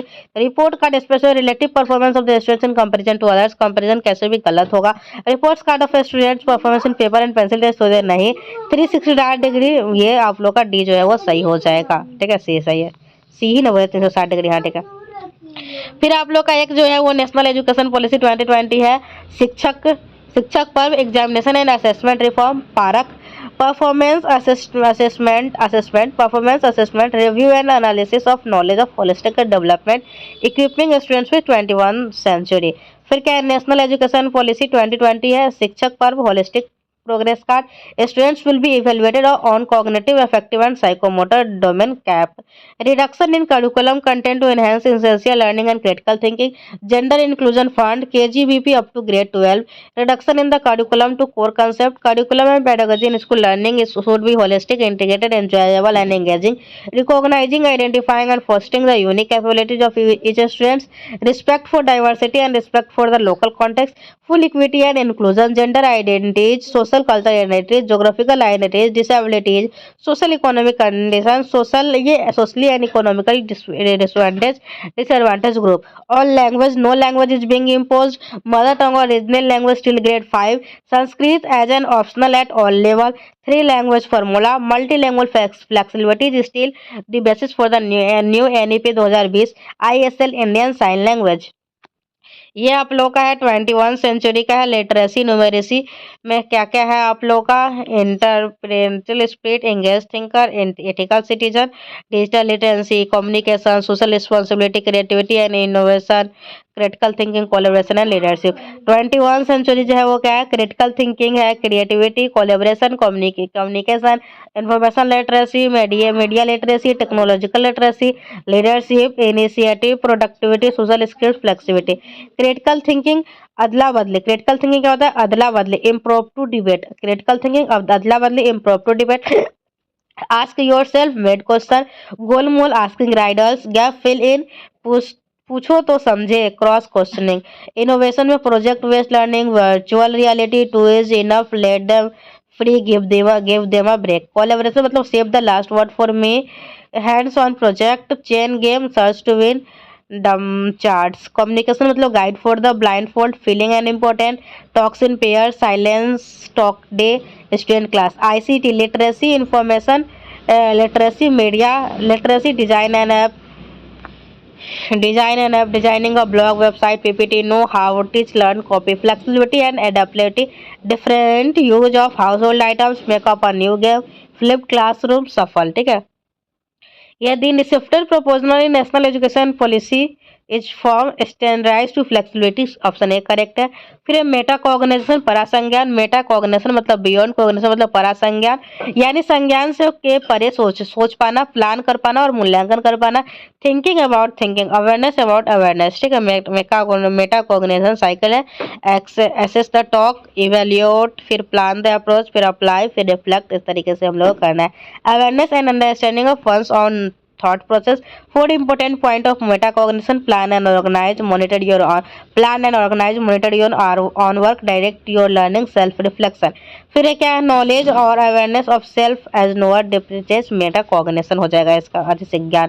Critical thinking involves, critical thinking में मेटाकॉग्निशन आता है और एनालिसिस रिफ्लेक्शन सब आता है। ठीक है, तो ये फिर कुछ क्वेश्चन है, ठीक है, कि योर की पॉइंट्स या ये बात खत्म है। ये आज के वीडियो में हम लोग ने कंप्लीट सीजीपी को रिवाइज कर लिया। ये हिमांशी मैम का नोट्स था, हिमांशी मैम के नोट्स से हम लोग कंप्लीट सीजीपी रिवाइज कर लिए। आई होप आपको आज का वीडियो बहुत ही पसंद आया होगा और हम लोग सिर्फ 1.5 घंटा में पूरे नोट्स को रिवाइज कर लिए। ठीक है, हम मिलते हैं हम लोग नेक्स्ट वीडियो में किसी भी नए टॉपिक के साथ। तब तक के लिए bye and thank you and thanks for watching my video.